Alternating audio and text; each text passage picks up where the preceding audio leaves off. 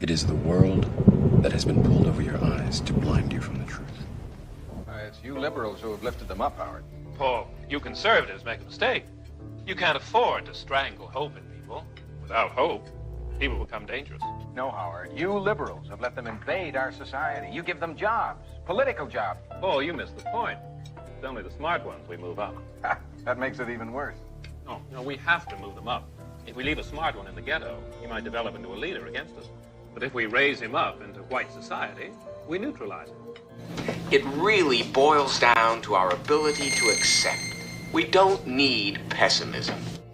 What he means by pessimism is resistance. And that's what COINTELPRO was all about, stopping the resistance. I know you're out there. I can feel you now. I know that you're afraid. You're afraid of us. You're afraid of change. We hide it in plain sight. One of Plato's greatest works was the allegory of the cave. I feel in order to understand the political matrix, we need only to look into this allegory. We first have to open our minds to the possibility everything is not as it seems, that things we've always known to be truth may be lies. For if we can't perceive the lies we've ingested, we can't see the bars on our mental conditioning. For that is how you walk out of the cave and see the political matrix.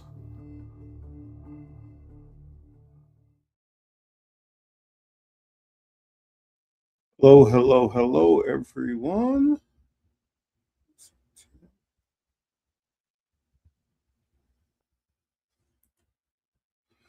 Hello, how are we doing? Can't spell today. I wonder if that's why that didn't look right. Let's see. Still wrong. Of course. Hold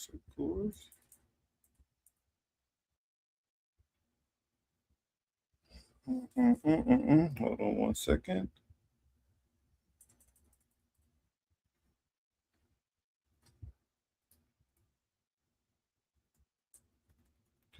All right.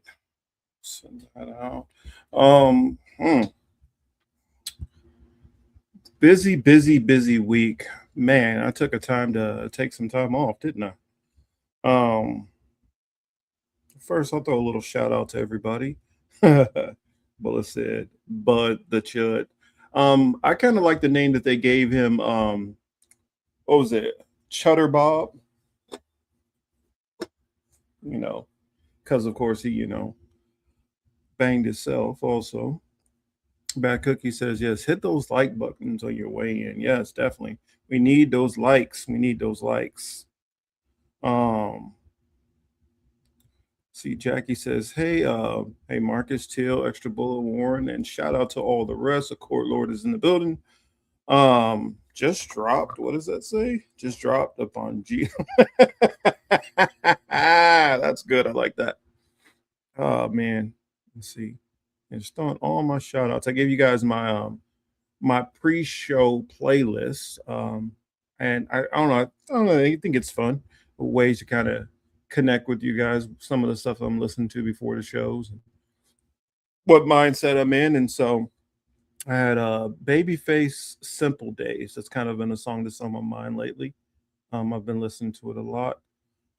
Isley Brothers, Fight the Power, and Temptations, Ball of Confusion. So those are my three songs that I decided to select for my pre-show songs. If you guys haven't heard of those songs, go and check them out. Really, really fabulous songs. Oh man, we got a lot to talk about. Actually, we got a lot of heavy California stories. I didn't do this on purpose, definitely not. But it's just been California has been in the media quite a lot. So definitely a lot of things I want to talk about on that front. Of course, I haven't weighed in on Chug the Builder at all. And I know more than likely if Chamonix cops in here, she's definitely going to ask. So for those people who kind of wanted to hear my take on it, I know everybody's already been talking about it, so I don't know what more my take will add, but I will add it nonetheless. Iran deal. Will we have a deal? Won't we have a deal? We'll talk about that. And I wanted to talk about also Trump's next phase in the war. But I got so many other stories also in so many different ways to come about from so many different directions that I just got a lot of stuff packed. I got a bunch of different clips that I want to share with you guys. So hopefully the internet is working well with me today. Let's see. What did you say there, Jackie? Oh, Core Lord said, damn, been forever since I heard Babyface. Been married way too long. Well, honestly, I think more people need to give a little bit more credit to Babyface and bring him up more as the musical genius that he is. I mean, I think especially people who know a Babyface and know him for his music. A lot of people don't know how much music that he's written for some of your favorite artists, and some of you guys who haven't heard of Babyface, you've definitely heard a song which he's wrote. So, giving his flowers, definitely. Jackie says, Ball of Confusion sounds familiar. Did Phil Collins or Genesis do a cover song? I'm not sure, but it's that Temptations Ball of Confusion song has been like in so many different movies and everything where you might have just heard it playing in the background. I believe even in Sister Act, I think it was the first one, they did a cover of it in there. They sung it. It was a good song. Yeah, definitely check out Babyface. Some great hits. He's wrote for everybody. You will be blown away once you look him up. Nudge. You got me going back. He's definitely Prince-ish. And that's kind of where honestly, it's funny that you would say that because listening to Prince a little bit lately, we were watching and Liz, we were watching what was that? Purple Rain. We went, throwback, and we were watching Purple Rain.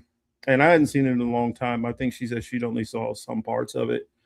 And, it got me listening, back to more Prince. And I have a lady that I work with who is like a huge Prince fan.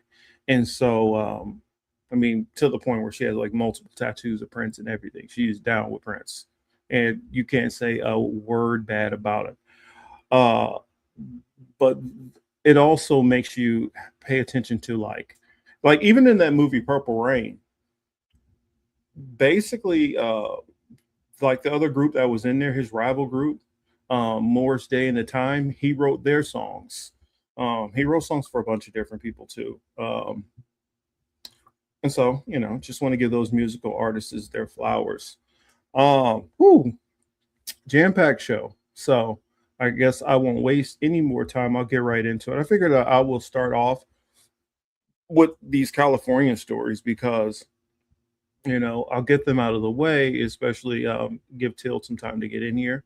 And that way, if she doesn't hear these stories too much, she may not, she may not have heard of them, so may not have a whole lot to weigh in. But here, let me grab the first story I wanted to share because this story I just learned about this one right before going live, and I was like, oh, that's great. Granted, it's not as big as some of these other California stories, but this story is pretty close because like I could a couple of minutes drive. This fire is going on right around the corner from me, so it's an impactful story, I'll definitely say. So here, let me mute up.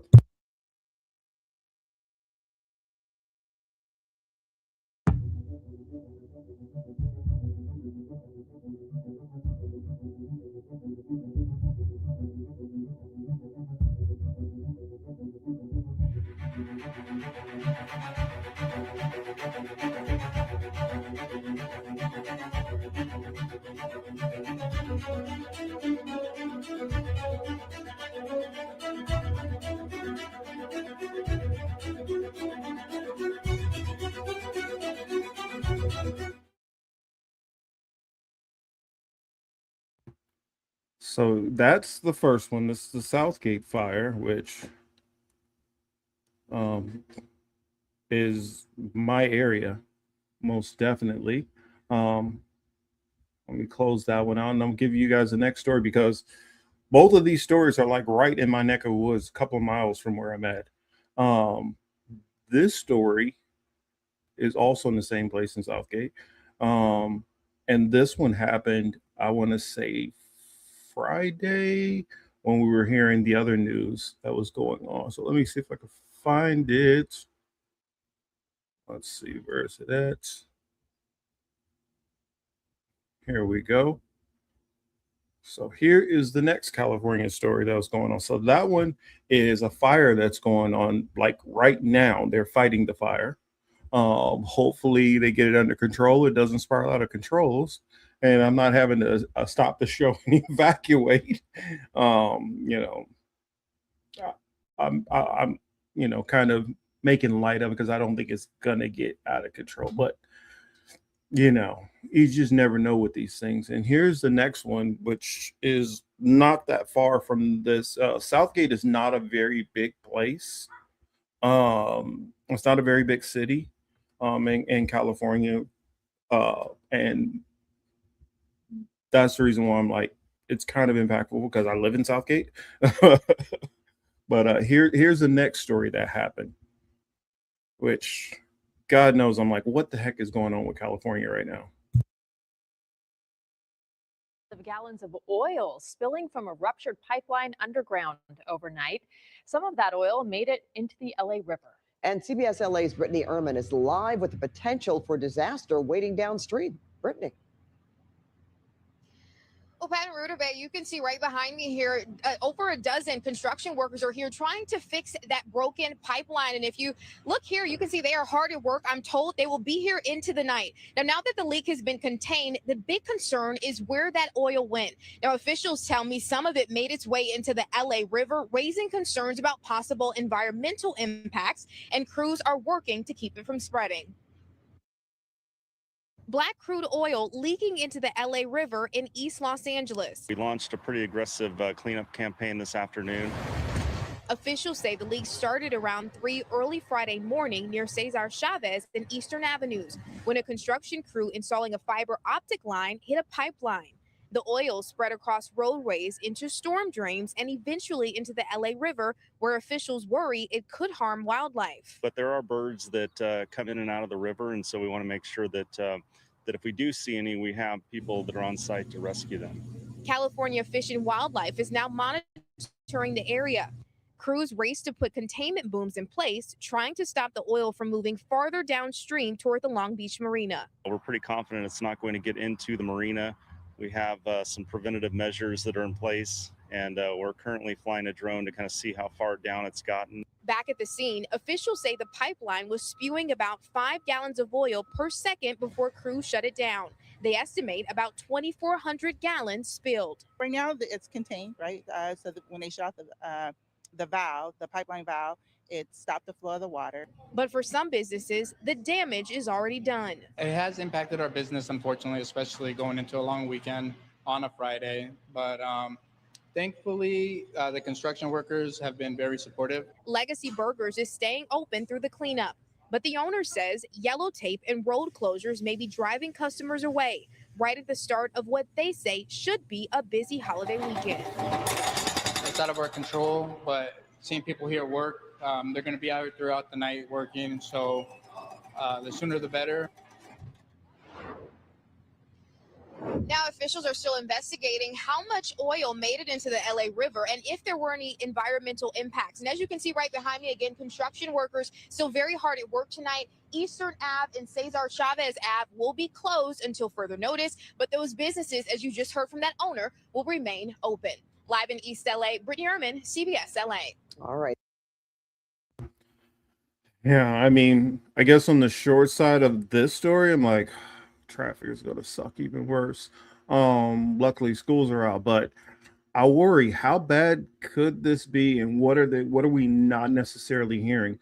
Like, is this getting into the LA River? Is it getting into the marina? What's the severity of what's going to happen from this?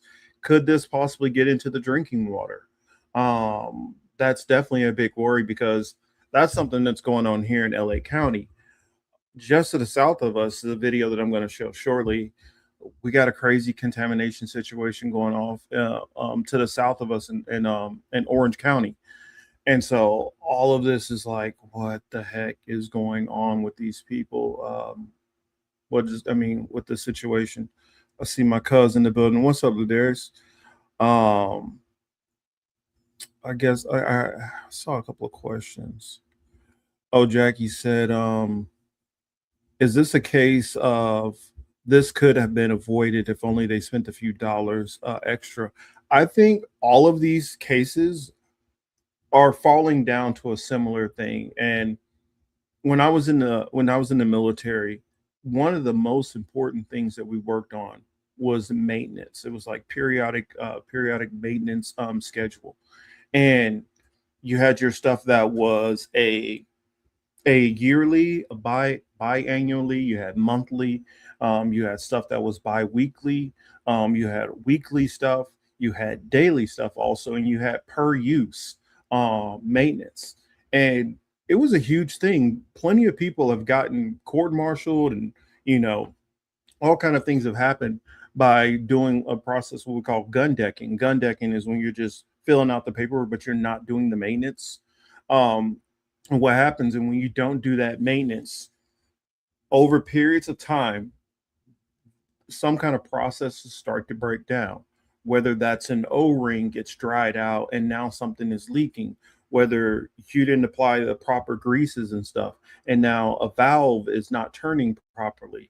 If there's some kind of desalinization or something like that, and it needs to go on throughout some kind of piping or tubing, you don't do that.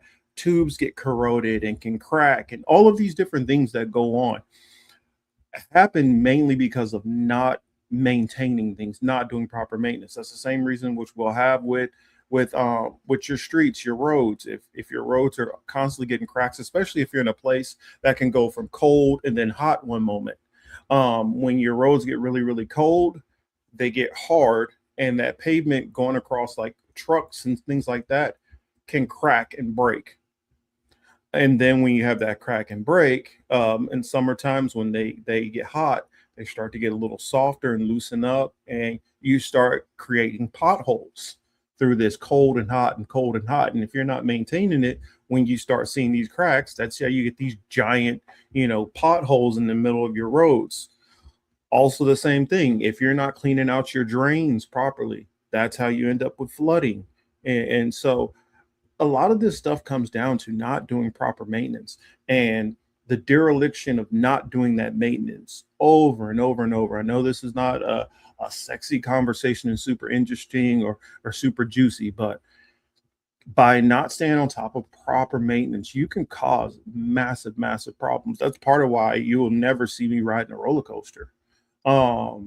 Especially the ones at fairs. They're thrown up in 5 minutes, and you have no clue what kind of maintenance has been done on this, because all it takes is one bolt here or there to fall loose, and next thing you know, somebody is stuck on it for hours or plummeting to their death. I spent some time, what was it? I don't really want to call it a job, but I kind of did almost like volunteer work at a theme park we have back home called Worlds of Fun. And I was in the candle shop working in there. Granted, that's not dealing with directly the other stuff that people are dealing with, but just being there for a couple of weekends. I think I did it for maybe like a month, maybe 2 months, going out there on the weekends. And the cases of like people getting stuck on there, people falling off roller coasters that doesn't always hit the news. It made me never want to ride roller coasters and stuff, because I know the level of maintenance that's been put into it. You're giving people barely above minimum wage and saying, all right, stay on top of this and stay on top of that and stay on top of that. And they don't do it because they don't think that it's a big deal, or they don't care about it. It gets, derelict over time. Somebody else moves into that position, takes over, because that person was probably slacking off in a bunch of other areas. And next thing you know, you got people who are paying good money and hopping on things that are unsafe. The same with our roads, the same with our bridges, the same with, if you go back to the BP oil leak that happened some years back. That happened because they didn't want to put a $500,000 ballast that would have helped prevent spills on it. And by not putting that on there, you literally had, billions and billions and billions of dollars worth of damage and wildlife which died um, because of not wanting to spend 500,000 to do a little bit of extra safety. And maintenance again is so vital to be taken care of, and it's something that is so neglected and not taken serious, and definitely taken for granted that when you build these machines, they're just going to work perfectly fine all the time. It's the same thing with your car. If you don't keep proper tires on there, you don't fix your brakes, you don't change your fluids, your oils, you don't check timing belts and all these things like that, the machine breaks down. And not taking care of these things can harm you, harm others, and can make life miserable. And that's what I honestly, without knowing the ins and outs of all of this stuff, was my first instinct on all of it. And I'm still waiting to hear more on the oils and on the fire. But on this other one that I'm going to go into, you guys will see. Well, I don't know if it said it in that video, but I do know that later on I heard more news from another source, and it basically led to what I thought. Piss poor maintenance. Oh, Yonina's in the building. What's up, Yonina? Hey, Chris H. So let me see. Got back up. What's going on? Oh, let's see what Yonina has to say. What's going on is the way most of us, Marcus, what's the thing that husbands do when they don't want to do something? Yeah, not taking care of things. All right. Boom, boom, boom. Oh wow, that's sorry. I hate that. It said I almost died on the Raging Bull when I was 20. The seatbelt lock mechanism malfunction. Yep, that's a maintenance issue. But there you go. Benign neglect is a thing, and it's a dangerous thing.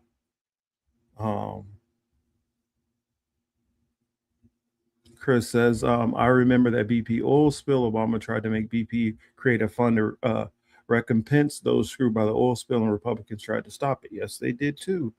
And a lot of lawsuits were protected from BP. They still got, hurt in some ways, but not nearly to the level that they should have. When companies do that kind of stuff, I almost feel like they should have the corporate death penalty, liquidate everything that they have, and make that company defunct because they have not showed themselves responsible enough to operate anymore, in my eyes. Let's see. So you're moving back to Chicago. Be safe. Be safe indeed. So let me drop this one down and show you guys the next one. This one is making a lot of people very nervous here in California. And they've had to, it's plenty of people who I work with who actually live in Orange County. And they are, I don't think that some of them can't even go to their homes. They had to go to a shelter. Where's it at? So I got a couple of videos on that, so we can go on ahead and explain this thing out. I think this is the one. Yeah, I guess I'll share this one because I'm pretty sure you guys have heard something about this story by now. So here, I'll let this play. Good morning, Kelly. Good morning. Yesterday you spoke to some experts about how this chemical works and some possible outcomes. Yeah, there's a lot of. Oh yeah, I didn't properly set this up. For those who didn't hear about the spill, in Garden Grove, there is a toxic chemical spill going on at an aerospace company. Garden Grove is a city in Orange County, and oddly enough, I lived right down in that area. It's you have Garden Grove, you have like Stanton, Westminster. I lived in Stanton. You have Huntington Beach that's not that far away. And then on the other side, you have like Anaheim and all that. And I know a couple of people who live like right around that area. One of the girls who actually works, like how my office is, like there's like four of us in our particular area, and then our manager. Uh, actually, three of the five. So our manager and two of the people, they live in Orange County, like not very far from here. And the other girl, who she lives in LA also, her mom lives like a couple of blocks from this thing. So this is like very close to home for a lot of people. And what's going on with this chemical is they saw some kind of a leak, and it's seeping out air, and the type of chemical that it is very, very, very toxic. I remember everybody was asking me like, what did I know about the particular um, chemical on Friday, because they didn't want to give us very much information what was going on. And I was like, well, let me look up a couple of things. And when I looked into it, I was like, okay, wait a minute, aerospace company, this and that. And I started looking up all the possible contaminants or toxic chemicals that that company may have on hand. And when I was reading through it, I was like, oh, this can be really, really bad. And then shortly after that, they started doing evacuations for some of the surrounding people. I believe last number I heard is they evacuated around 40,000 people. Um, the type of chemical that it is something that if it did just seep out, it would sit kind of around surface level. So we're talking about from the ground to about 10 feet. So the area which everybody would be walking around in, and it can have irritation to the skin and to your lungs and internal organs and stuff like that. So it's very dangerous. It can be very toxic to the animals and stuff like that too. So they've had a lot of people, go into shelter. So I guess I've said a lot. I said enough to get you guys caught up for anybody who didn't hear about this. But here, I'll let this play so you guys can hear more of what's going on with this this particular chemical that is leaking. Unknown still, but with the experts that I spoke with, they were able to share some insight into how this chemical exactly works. So I want to share with you a couple of their thoughts that they had shared with me. This is a liquid that's inside of these tanks, and it vaporizes as it gets hotter and hotter. That vaporizing process is turning a liquid to a gas, and during that process, it expands, which is why there's that concern that there could be a potential explosion as this continues to warm. Now, if this were introduced into the atmosphere, it's likely to be heavier than air, which means it could act, according to the experts I spoke with, similarly to fog. And that's how we should think of it, that it could get pushed around by winds. And that's why we're paying close attention to the conditions in the area, but it will be sinking around the surface. And that's concerning because that's where we are. And so that's something we have to continue to monitor over the next couple of days. As of now, winds remain pretty calm in the area. You can see in Stanton, calm winds, Cypress staying calm. In areas to the northeast along the 5 at this Anaheim Palmas observation site that we've got, just 3-mile-per-hour winds, temperatures hanging out in the low 60s. As we look ahead at the winds over the next couple of days, they continue to come in from the west and the southwest. So anything that could potentially happen in the Garden Grove area will continue to push. And that's another reason why this is an issue to worry about. Right here, you can see Seal Beach and you can see the coastline. This is the beach area, and Huntington Beach would be like on the other side of this. If any kind of major gust happens and this leak can't be contained, because they're in a situation where, like she was saying, if it heats up, you could have a possibility where the tanks blow. They will be, catapulted into the air and kind of sit and hover, but eventually they will start slowly seeping down. But where are they going to seep down? Are they going to come straight down in the area where they're at? Depending on the winds, also, if it just hovers in that area or if it travels a little, the possibility it could disperse a little bit also and then start descending. So at the trajectory of the wind, it could hit all of these areas pretty badly. And for those who are not familiar with this area also, Disney, when they talk about Disneyland is down in this area over here, Anaheim. You also have a Knoxbury Farm for anybody who come out here on a trip. Anaheim is where the Angels play.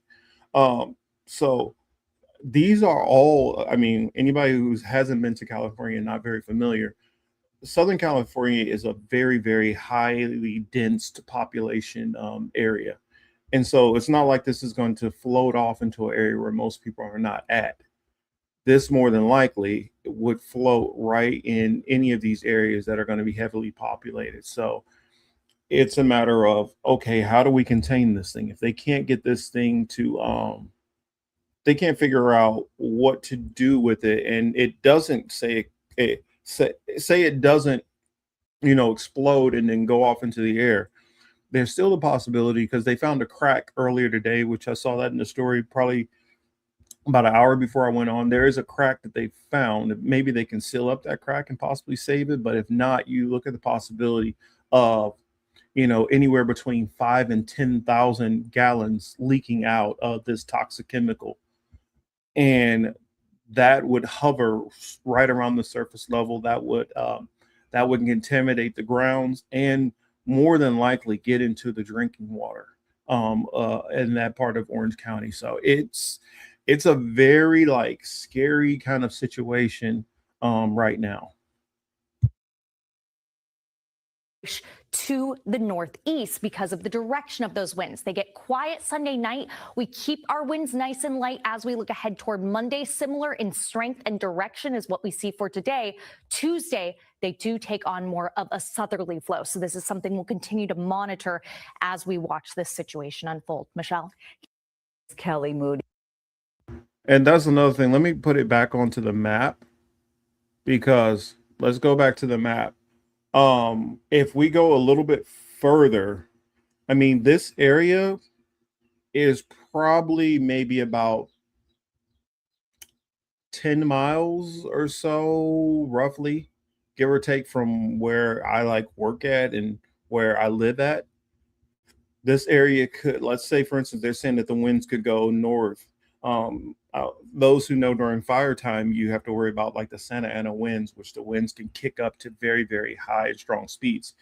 If this situation isn't resolved, and it does say the temperatures heat up and it does get into the air, these particulates could blow further north with heavy, heavy winds. Next thing you know, they're not only affecting the possibility in Orange County, they could be affecting LA County also. So it's something that everybody in the whole LA kind of metro area is focused on, and fingers crossed that this gets sorted out. But here, let me hop back. I had another video that I wanted to share on this. Let's see, let me shut that one down. But there's just, this situation is just such a crazy situation. And with all of the stuff that's going on in California, yes, Kashwarma, sorry, can't talk. Kashwarma Kate Garden Grove is in the middle of the 405. A lot of people use the 405 traveling back and forth to work and home and stuff like that. And so it could cause all kind of problems, especially if it goes off and you're not able to use the 405. You're going to have to go around it. It's not a good situation. Yes, you heard the meth in there. That's one of the definite things that are in there that's toxic. Let's see, get myself caught back up with the chats. What's up, Bad Cookies? Also, I forgot I don't think I shouted you out earlier. Let's see, 2. Let's see, Marcus, if they mark that area a biohazard, the U.S. has the right to claim it in order to fix the problem. Who do you think they will sell the land to once they clean it up? Sure won't be normies. Yeah, because California is just so, in my opinion, overcrowded. It would be hard to sell the land to anybody. They would have to pay these people for the land because even if the government did come in and like say, okay, it's a biohazard, you people got to move. Where the heck will people move to? Like, that's one of the problems which is going on with California, a big housing issue, and that's one of the big things that's going on with this whole mayor's race and governor's race that's coming out, and voting is actually started soon. So figured that I was going to show you guys a little heads up on that, because that's another California emergency and issue that's going on, about the overcrowding, about the homelessness, which this could be a situation that can lead some people into being homeless, or possibly, having to, live with some family members, There we go. Yeah. Kate says here, those winds blow eastwards to San Gorgonio and South Jacinto, and the winds will squeeze both those two mountains. All of the smuts is going to hit Coachella Valley and the desert city. Ooh, so wait. Oh, I just thought about so desert Coachella Valley. Isn't that near like the Palm Springs area and heading towards that area? Wow, that would be interesting. Because I'm kind of still learning my geography on some of those areas that I don't get quite out to. So sorry for if I mess up some of the pronunciations on some of that stuff. But one of the shows I was just watching recently about a case that was going on, it was showing about, it was helping me understand that area a little bit more, like the Palm Springs and the Coachella Valley, and what was that, Cathedral City, data centers. Hey, Chamonique's in the building. What's up? Yeah, this is definitely giving me vibes of East Palestine. Definitely vibes of East Palestine, but in a much more, well, the difference is the East Palestine is definitely far more dire, and the only reason why it's not looked at and people are not still talking about it is because it happened in a small town, and the effects of things like that don't hit you right away. It normally hits people down the road, a year, a couple of years, 5 years, 10 years. You'll start to see the effects of all these people, and then they'll put it on. Well, we know. How do you know it was connected to that? We know it was connected to that. Quit playing games. But for legal purposes of sneaking out of lawsuits, they'll try to disconnect the people's, what people are experiencing to, what happened there. The difference with here is this one's not as severe, because we're dealing with, we were dealing with whole, whole train loads, massive train loads of chemical toxins that fell, huge explosions and plumes, or where roughly about 7,000 is nothing to sneeze at. It's not small, but it's definitely not on the level of East Palestine.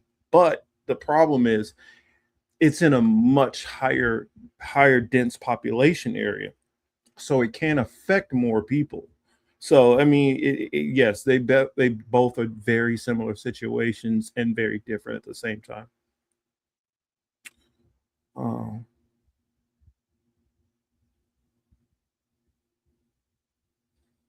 Yeah, that happened here too. The people of Lahaina lost their homes to fires. Insurance didn't pay out. Real estate tycoons came in and paid them pennies on the dollar. That happened to some of these people in some of these fires here. But for years here, insurance companies have decided, hey, because of this and that, we're just not going to do coverage here. And a lot of that goes to neglect that's happened from the state, whereas they've known we went through a drought, and they're not clearing all of this brush that's in this area, or they're not making sure that all their maintenance is done properly to keep all of their tanks up and running at the same time in case of fires happen. There's just a lot of incompetence that goes on out here.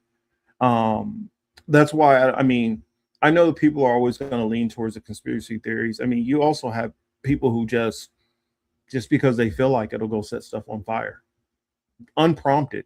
They're just happy to see it burn. Some of them are miserable because they lost their house. Like, you know, I ain't got a house. You're not gonna have a house. And so it's not always as simple as some kind of conspiracy. Whereas Lahaina's a little bit different. I mean, so, but here in California, the level of incompetence or neglect due to corruption is just wild. Said, oh, Kay said, I used to live out on Dillon Road, just north of Cathedral City. There's a show that I'm watching called Worst Roommates? Like, I started off with The Worst Exes, which that was pretty good on Netflix. And now watching The Worst Roommates. And one of the story is right there in Cathedral City. So I recommend you check it out. It's really interesting. Let's see. New Civil War, East, West, North, South. Let's see. Get myself caught back up. Yeah. Incompetence happens to be America's #1 export of late. Yeah. That's honestly where I'm most of the stuff I'm coming down, the more and more research into it, I'm starting to come down to most of this stuff is just incompetence. It's idiocy. And I get the reason why we lean toward conspiracy theory more than anything is because most people see these situations and they're like, ain't no way this is not sketchy.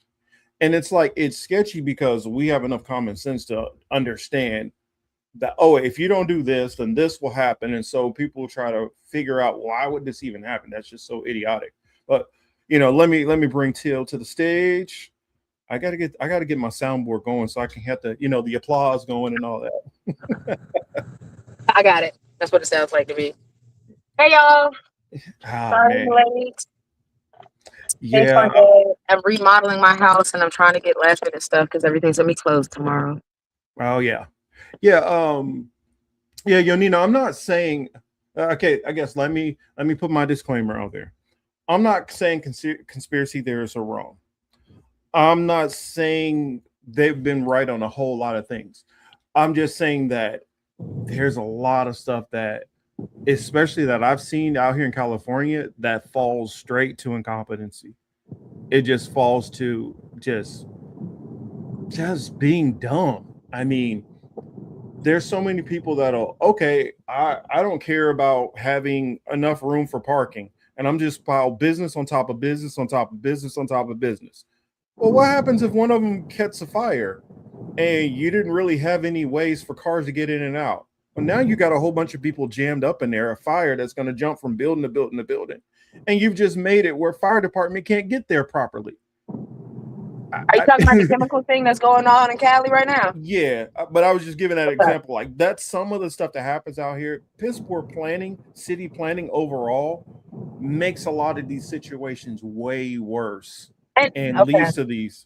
And that's what I'm saying. Like, some of this stuff, yeah, some of this stuff is a conspiracy. There are people doing stuff, but some of this stuff is just stupidity and laziness. And what I've seen with here, let me play this one other video on the chemical fire. I see, Lainey is in the building. What's up, Lainey? Agree. I kind of agree with Nina about it being conspiracy-isk, though. Like, I'm 70-30 on it because, I mean, ever since I looked at how nasty it was for 9/11, like, I don't put shit past nobody. That you may think it's poor planning, but it would be poor planning to a person that gave a fuck. It might not be poor planning to the motherfucker that has a 10-year plan on dragging this shit to the ground. Well, the reason why I say no, 9/11, a whole different story. I'm saying, like, how nasty they did that. I don't put it past no fucking body. Yeah, but the reason why 1000% I agree 9/11 is because there's so many motivations for it. There's a lot of money that was made from people.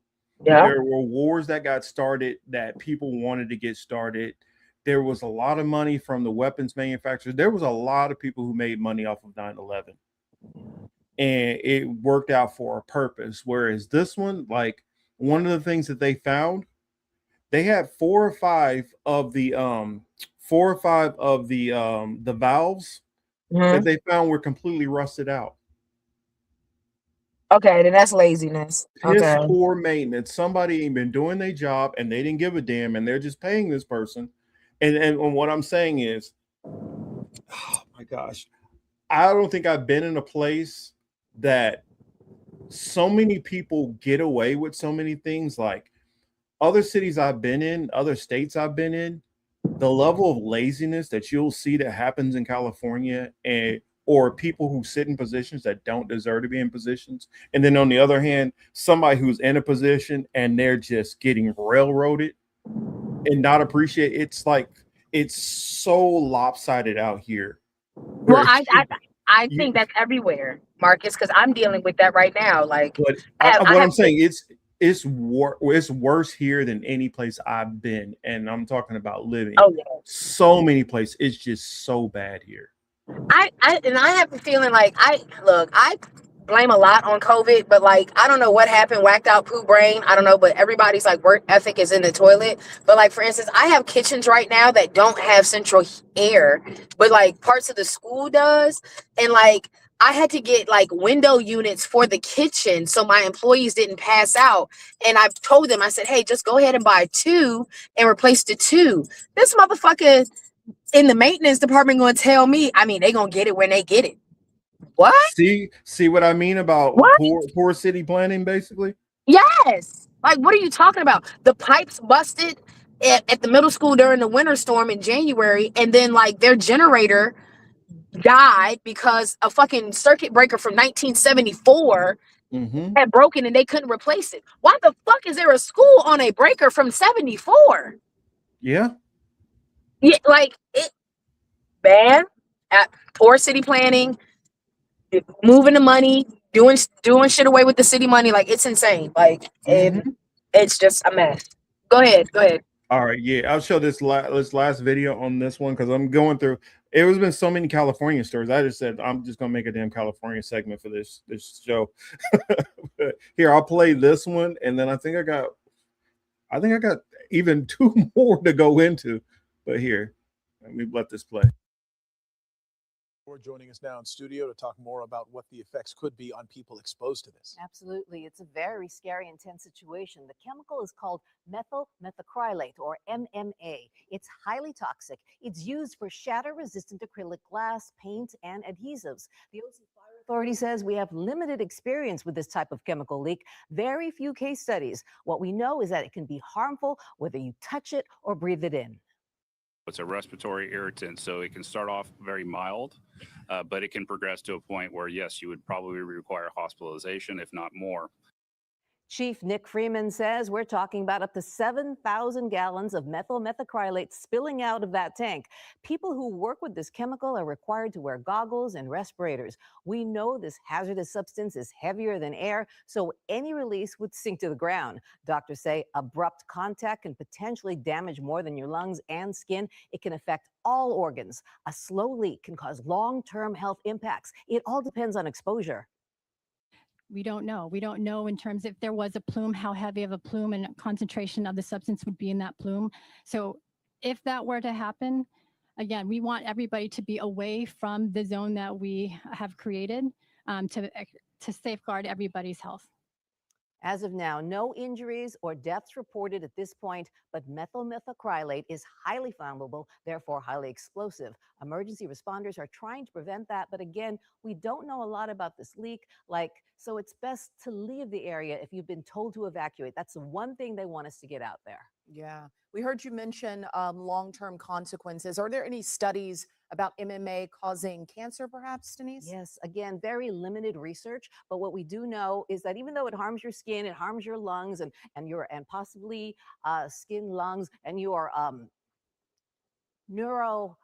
your brain, your neural pathways. Absolutely.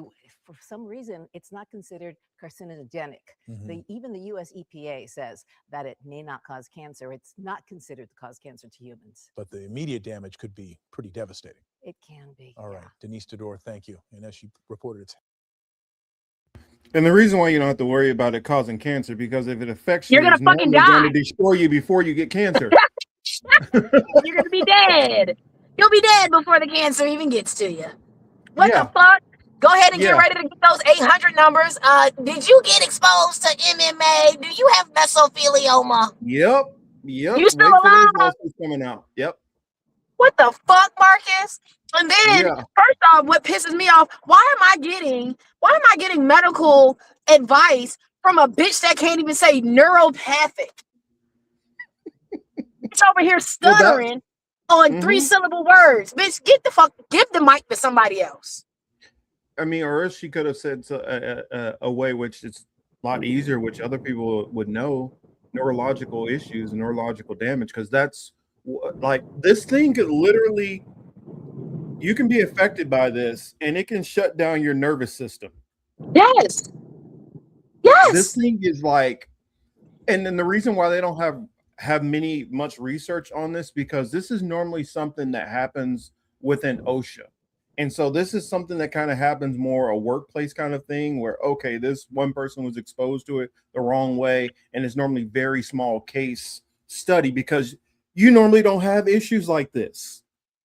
And that's why I said, I was at work. I was like, I guarantee you somebody's ass is getting fired right now. Somebody going to jail. Marcus.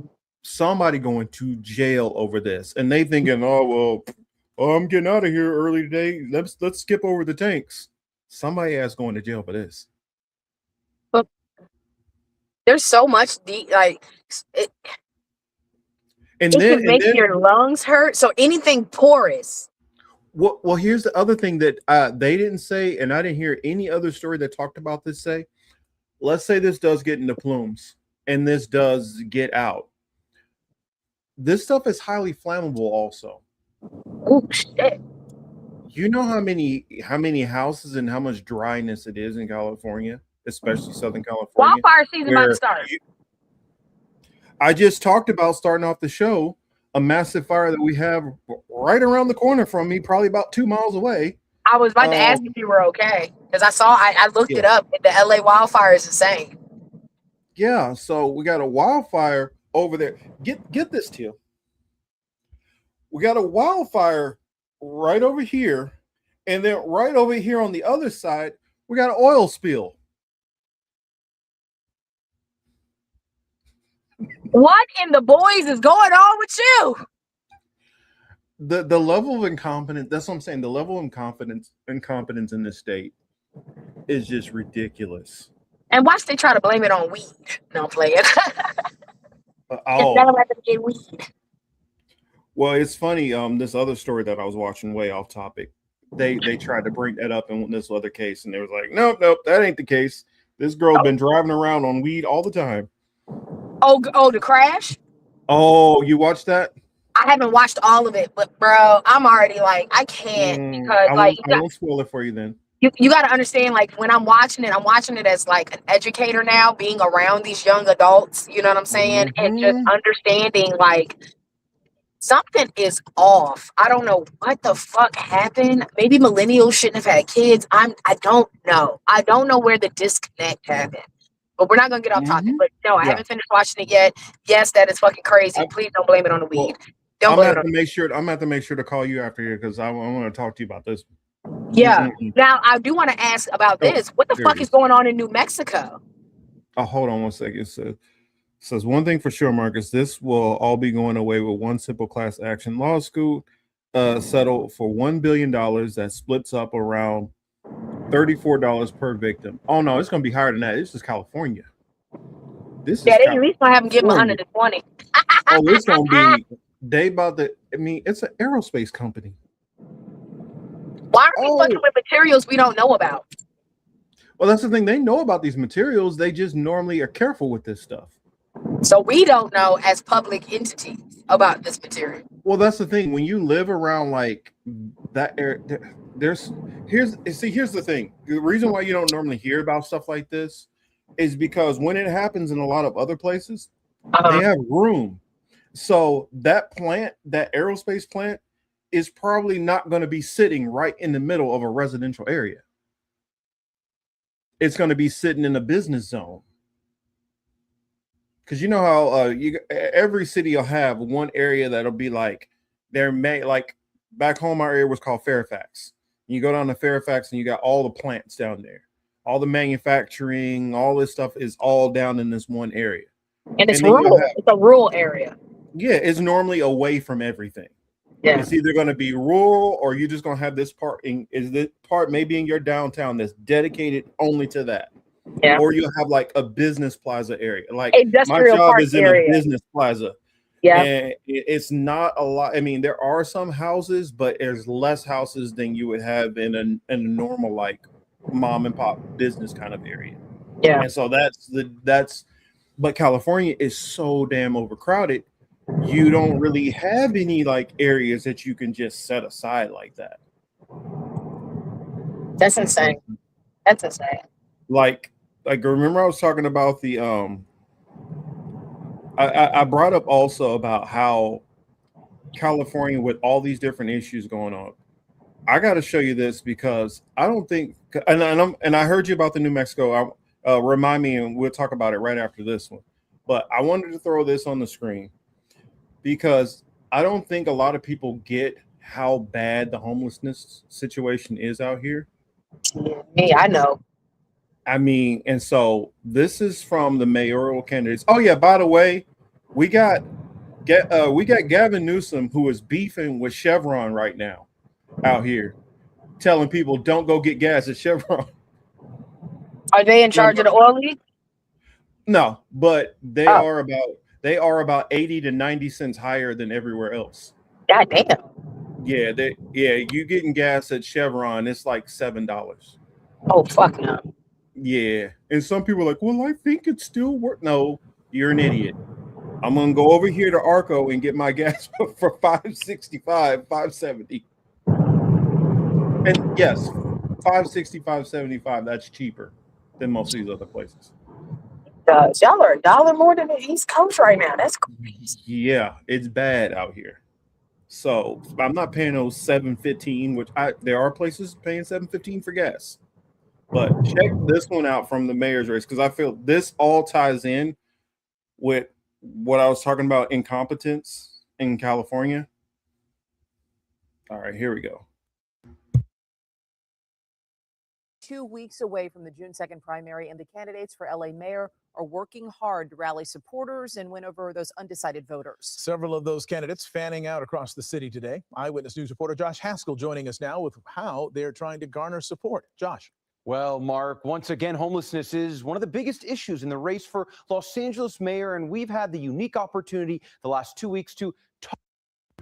And I picked this video in particular because they actually show you guys footage of what the homelessness looks like out here. Talk with the candidates in depth about how they would address the homeless crisis. The candidates in the Los Angeles mayor's race spending the day campaigning all over the city. Mayor Karen Bass in Westlake, where CHUD, the Coalition for Humane Immigrant Rights, endorsed her. Spencer Pratt was in San Pedro, where he met with community members at a restaurant. And Nithya Raman attended an event in Baldwin Hills with former LAPD Chief Bernard Parks. Over the last 2 weeks, the candidates answered our questions about how they would solve the homeless crisis. The number one thing that has been lacking is the services. So once we get people off the street, making sure that we address why they fell on the street to begin with. Josh, 60% of the people at Inside Safe have remained housed.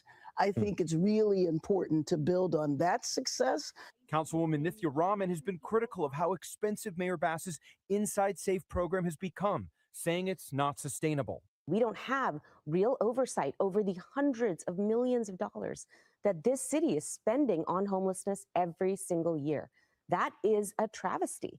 We absolutely need to have that. Last year, during the budget process, I was finally able to establish a Bureau of Homelessness Oversight.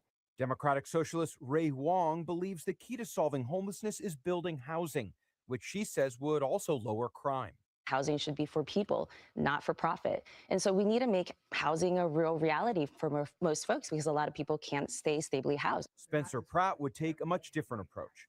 Pratt would send the homeless who are addicted to drugs to rehab centers his administration would construct on federal land using prefab buildings. They're choosing to be on the street because they want to do drugs. They don't want rules. They don't want to listen. They want to have animals to abuse.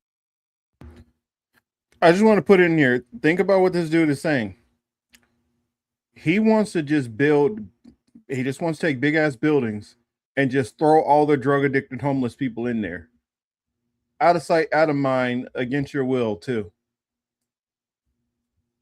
Sounds like camps, maybe? I don't know. This idea that they're forced on the street right now is a lie. Tech entrepreneur Adam Miller's plan for the homeless would grow out of the work he's already done. Miller founded the nonprofit Better Angels. Started working on prevention, services, shelter, housing, and technology. And in just a few years, we built the #1 homelessness prevention program in LA. We've kept 4,500 Angelinos housed who were on the brink of homelessness and had already received eviction notices.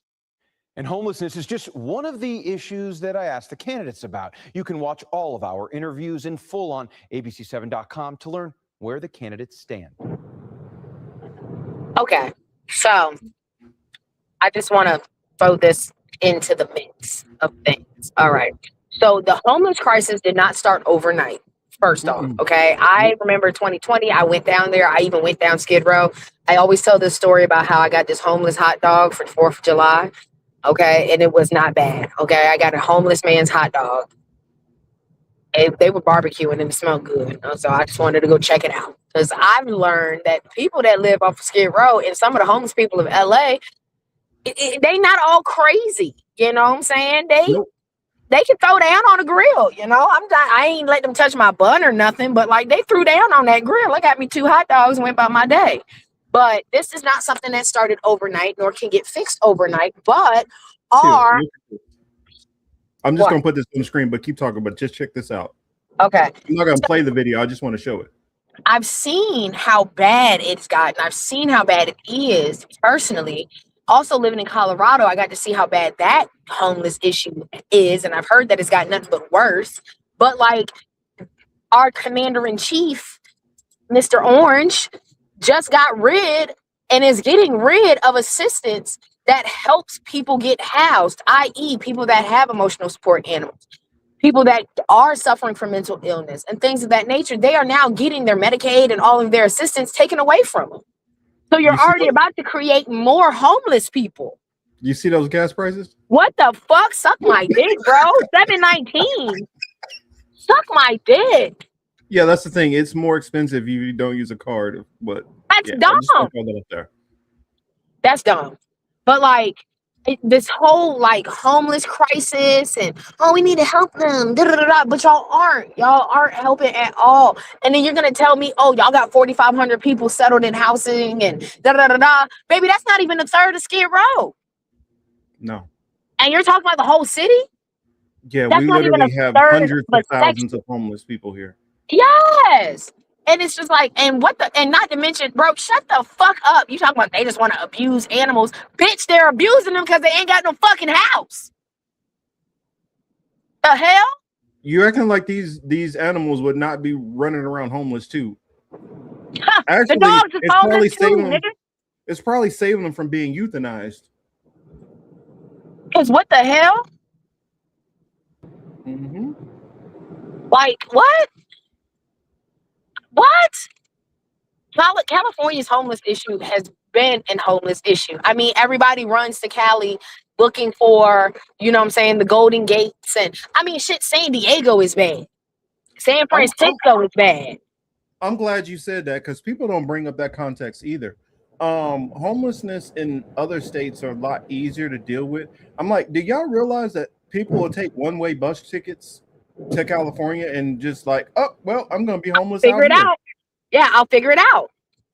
Yeah, because they're like, I'm going to be homeless anyway. I might as well be homeless in warm weather. Yes, on the beach. I can be homeless on the beach. That's where the term beach bum came from. So as you get rid of some of the homeless people, we got new homeless people coming in every day. Like what?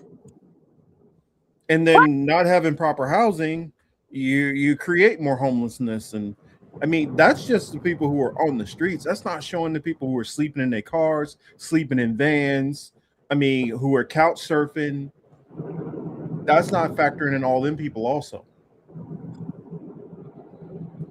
And not to mention, fucking rent's worse than fucking Cali. I mean, New York's rent and Cali rent, those places are insane. It's like living in DC, just space the fuck out. DC's homelessness is crazy. See, what makes Cali worse than New York is you can't use public transportation like that, depending on where you live. So you're gonna need a car. At least in New York, you're paying super high rent. You got trains and cheap public transportation. You live in some cities where you live 8 miles from work. I mean, like I tell you guys, I work 8 miles from where I live. It can easily take me 45 minutes to get to work, an hour if I go the wrong way. If I get on the highway, I can take 45 minutes to an hour, especially if I go like around 8 o'clock. I've taken an hour and a half to get home before, going 8 miles. And then how public transportation is here, you'll ride a bus to get to another bus, to hop over to this bus, to get a mile from where you need to walk to. So now you're spending 2 hours, hour and a half going from bus to bus to bus. And y'all worrying about, man, look, there are so many compiling issues when it comes to that between infrastructure, buildings. Like, there's so many other things, not just housing the homeless. It's not just housing, it's medicating, it's getting them back on their feet. You feel me? A lot of these people are veterans. They can't even get their VA benefits. And I just finished talking to a veteran about that because I've been assisting different veterans in my area about getting their VA benefits and getting them their rating higher because my mother had 110% disability, right? Right. And most people don't even know that you can go past 100. Most people don't know that. Yeah, you get 100%. Everybody's like, woo, I got 100. No, you can continue to add on to that. Right? So I've been assisting somebody, and one of my homies has been dragging their feet, and he was like, yeah, you know what I'm saying? I didn't know that you needed to like fib a little bit. I'm like, okay, why the fuck wouldn't you fib to them? And he goes, I mean, what? The government lies to you all the fucking time. Why wouldn't you lie back? And on top of that, you signed your life on the line to say, I'ma back these bum ass bitches any chance it is for the betterment of my country. Then you get back. You gave your life, bro. You signed your life over, but they're making it hard for you to get benefits to sustain that life that you already gave to them. That's crazy to me. That's crazy to me. Y'all will hold y'all baby mamas, y'all girlfriends, y'all boyfriends, y'all husbands, wives to a different standard, but you won't hold the bitch ass government that's dicking you out of what you deserve to that standard. You got me chopped. You got me chopped. And then to see that so many homeless people are veterans that could not get their ratings enough to sustain their life, that makes no sense to me. You can give these motherfucker barracks when it comes down to throw a bullet at somebody that probably doesn't deserve it because of a lie. But you can't tell me, you're telling me you can't house veterans in the same barracks? You telling me there's not a fucking decommissioned base right now that you could actually put these motherfuckers in? You man, don't get me. I get when I was in Jacksonville, we had a massive one, Cecil Fields. It's like three giant like parts of that base. But I put this one on the screen because I wanted you to answer it. And Lainey actually had a good addition to this. So Jackie wrote, how many people are forced to go into work when they can do their jobs just as well from home? I know you deal with plenty of that. Yes, I do. Yes, I do. I could easily be okay with being remote 4 days and going into work 1. If they force me to do that, I could do that. That would be no problem to me. You know what I'm saying? That would save on my commute. That would save on my car. That would save off of time off my life. You know what I'm saying? And it's just, it's ridiculous. And honestly, Jackie, a lot of us could. A lot of us could. The actual workforce itself, unless you are a blue collar where physical manual labor is necessary, most of the people, and I'm just going to say Cali, most of the people in California can definitely work from home. I mean, obviously, the motherfuckers that do go to work ain't doing their damn job if a fucking goddamn tank is rusted the fuck out and killing niggas. Yeah. You were better off at home if that was the case. Like, well, during COVID, the office people, majority of them did work from home for over 2 years. Yeah. And so, like, now we have like a split schedule at my job. Like, I know all the upstairs people, they don't work on Monday. They don't come in on Mondays and Fridays. And then half the other admin people, they come in for like 2 or 3 days a week also. It's only like a handful of office people who actually come in 5 days a week at my job. And I'm like one of the few office people that, because I do some stuff, like as far as actually having to deal with certain parts and stuff to do paperwork, which even there's a way which they could work around that, where I wouldn't have to be in the office. Well, any of the newer people, they're not trying to put any newer people working from home. But if push comes to shove, they could do my job even from home also. But I mean, hell, we had a guy who was working literally from Alabama for my company in California, who's like just retired. He's been working out of California for since around the pandemic. And so they could do it, but a lot of them, they paid leases on these buildings. And so to justify having the buildings, even though we got other people who have to come into the building on a regular and they don't want to downsize from these bigger buildings, they'll make sure that everybody has to come in. And that right there hurts California also, because they know if more people can work remote, a lot of these people will probably start leaving the state. And I think that might be something they're also trying to prevent, which in actuality, more people do need to leave the state. Yes. This shit But is these are tax paying. But that's the thing. These are taxpayers, bro. And if they're not literally living in the state paying those taxes that y'all have, you know what I'm saying? Like that's not. Right, Oh, we need the monies. We need the buddies. Yeah, they need us. They need us here to tax us. Yes.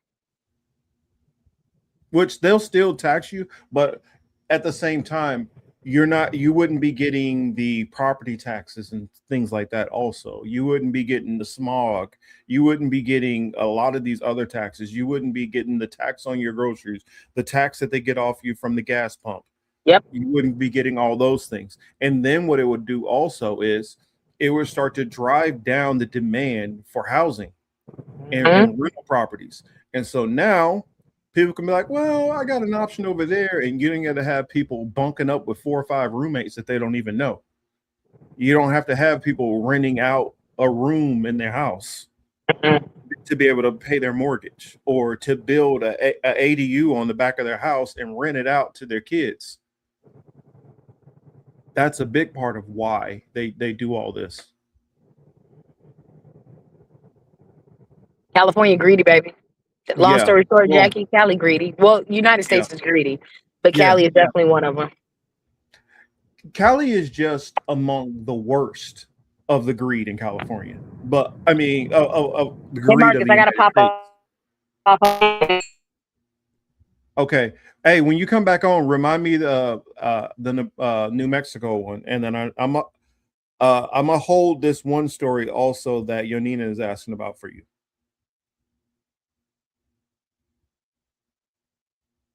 I don't know if she heard that or not, but okay. I know she's gonna hop off. Chris H put, I suppose Butch Ware, if he wins the election, is going to have an interesting job on his hands. If he does, the bigger fight that Butch Ware would have is the behind the scenes people who are fighting against him. That's where the big fights actually come in. And like I showed with that whole different mayor's race that's going on. You have the one guy who's been involved in actually helping with the housing stuff, which you need his plan. Hold on a second. Oh, there we go. I heard you. I heard you said Yonina has something for me. We come back to New Mexico. Sorry, I hit a dead spot on the back road. Oh no, you fine. Because election is going to have an interesting job on his hands. Yeah. Man. Anybody who takes power in this state gonna have an instant job on their hands, and that's the reason why as much as I have problems with Karen Bass, I can't even fault Karen Bass completely for all the things going wrong, because whoever gets in, there are so many problems that are so set in by the corruption in this state that it's going to take. You would have to have mayor after mayor after mayor after mayor for like 10 years. All doing good work on top of that. They all got to be doing the Lord's work. They all would have to be, like really in it to try to do the right thing. You would need a concerted effort like that because there's too much money in this state for corruption. I mean, Butch Ware tries to do this. Well, what about the people who are controlling the media here? That's money. What about Silicon Valley? What about some of these large construction companies? There's also monopolies all through this state that people don't even understand. And some of them would blow your mind. It's not even wealthy monopolies all the time. I was doing like contract type work. This one guy that I was working with, he had all the contracts within the LA County area and into Hollywood on any kind of ladders, that like fire escape ladders that were put on like hotels and stuff. Mm-hmm. He's the only guy you could go to. Damn. One guy who lives in a trailer down on the beach. He's one guy, and you would be literally on month-long, waiting list. And that's stuff that you would think of that would be like some small town kind of, like cronyism type stuff. Mm-hmm. Yes, in big LA, you have some of that small town cronyism stuff that goes on here. That is part of the problem. So there's just so many issues that you would have to deal with being an elected official in California. There's so much corruption. But yeah, that New Mexico story that you were talking about. Mm-hmm. Unknown substance just out there tearing niggas the fuck up too. Same thing. Hazmat suits outside type vibes. Like they don't know how to fucking get it together. They don't know how to contain it. They don't know what the fuck it is. Like and that's where I get into the Yonita thing about like, well, this is the first, like they ain't never did. I think I called it a couple shows ago, maybe even last year when I first got up here. I was like, there's like levels to this shit. I might even set it on like my prediction episode. It's like if it's not going to be natural disasters, we got to level it up to chemical. Like at this point, because it's like chemical warfare is like where that's all the buzz in the news. And like I don't know why I feel like this, but like I remember when we were talking about the China drone or whatever, and I was just like, yeah, you know what I'm saying? I hear about the China drone and that's crazy as hell, but it just seemed as if like they about to do something way bigger.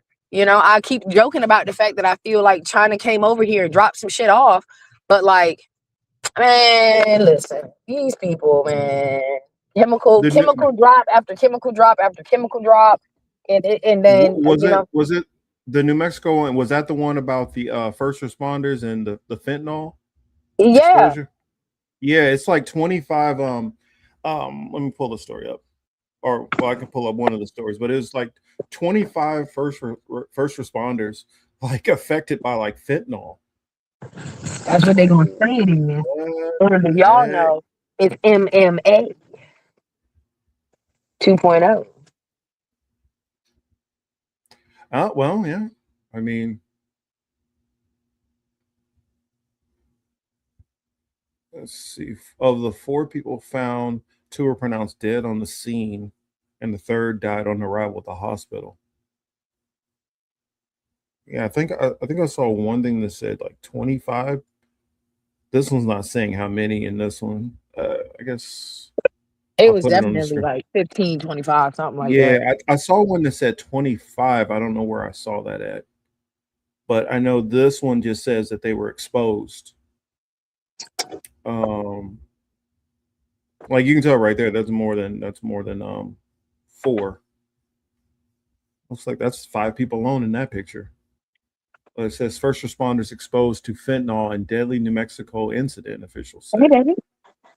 First responders were exposed to fentanyl and sickened after the arrival at a rural New Mexico home earlier this week to investigate a possible overdose that left 3 people dead, officials said. They found 4 people unconscious at the home in Mountain Air, east of Albuquerque, and 2 of them were declared dead at the scene, officials said. A third died shortly after arriving in the University of New Mexico hospital. Officials said Friday the 4th survived. Both the survivor and one of the deceased had been administered the overdose medicine Narcan. More than a dozen first responders were quarantined after exposure to unknown substance, with some report nausea and dizziness, officials said. Now, fentanyl is not an airborne kind of thing. So that's the reason why it seems kind of weird that they're, let me just keep reading. Preliminary findings indicate that this incident is tied to the exposure to a powdered opiate substance within the home. And on the scene, DEA laboratory analysis has confirmed the presence of fentanyl, methamphetamine, and perfluorofentanyl, also called P4 fentanyl. It is a more illicit form or version of fentanyl, New Mexico State Police Chief Matt Broom told reporters Friday. Interesting. Fentanyl in a powder form. Now that makes sense, because that could go airborne when it's in a powder form. You burst into a door and knock something around and it gets into the air. That can happen because that's like when I was in the military and we did drug ops. Anybody who was on drug ops was not tested, because more than likely you were going to pop for whatever, illegal substance that we were going in to, confiscate. But my thing is, y'all know fentanyl. Y'all know fentanyl. Y'all made it seem like this was some unknown shit, like you didn't know it was fentanyl. Y'all know it's fentanyl if it's fentanyl. Well, that's the thing. It seems like there's more than fentanyl. That's what I'm saying. What is this, a fentanyl factory that y'all just came across and they manufacture more than just that drug in there? Like, what is this place? That's what it sounded like. That's what it You sounded feel what I'm like. saying? It sounded like they were in there trying to cook something. Like, this ain't normal meth, y'all. No, they were trying to cook something new, because they got meth and they got perfluorofentanyl, which is like the powder form. Yeah. And so they were trying to mix meth with fentanyl. And I wouldn't be surprised if there's some kind of other chemical. Well, of course, there's going to be other chemicals involved, because that's the whole thing about meth. You're literally mixing chemicals to cook the right stuff. And so you could have ether in there. You could have some form of a phosphorus in there, like a red phosphorus or something.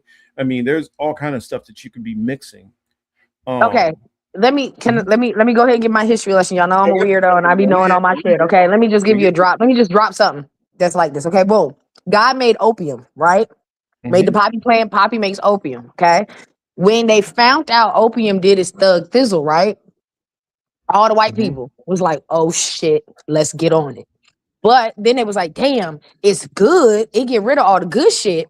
You know what I'm saying? It make me not want to hate my life no more, but I'm addicted to it. I like the feel. I like the high.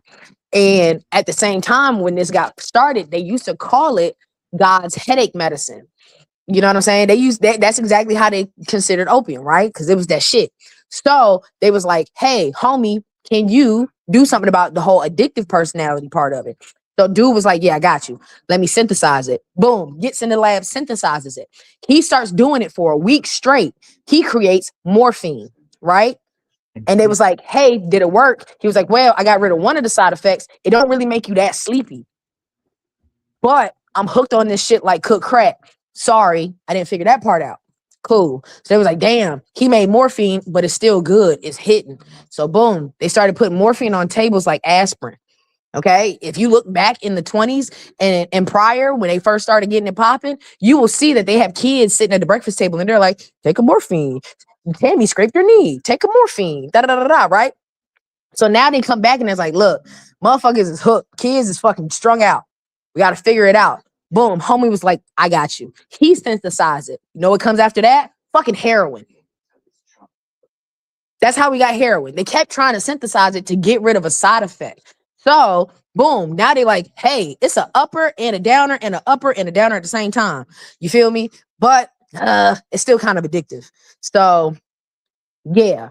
So then they was like, well, it's not as addictive, you know what I'm saying, when it's fucking in the pill form, but it kind of tastes a little too good. That's why people like it so much. It tastes good. It's sweet to the taste.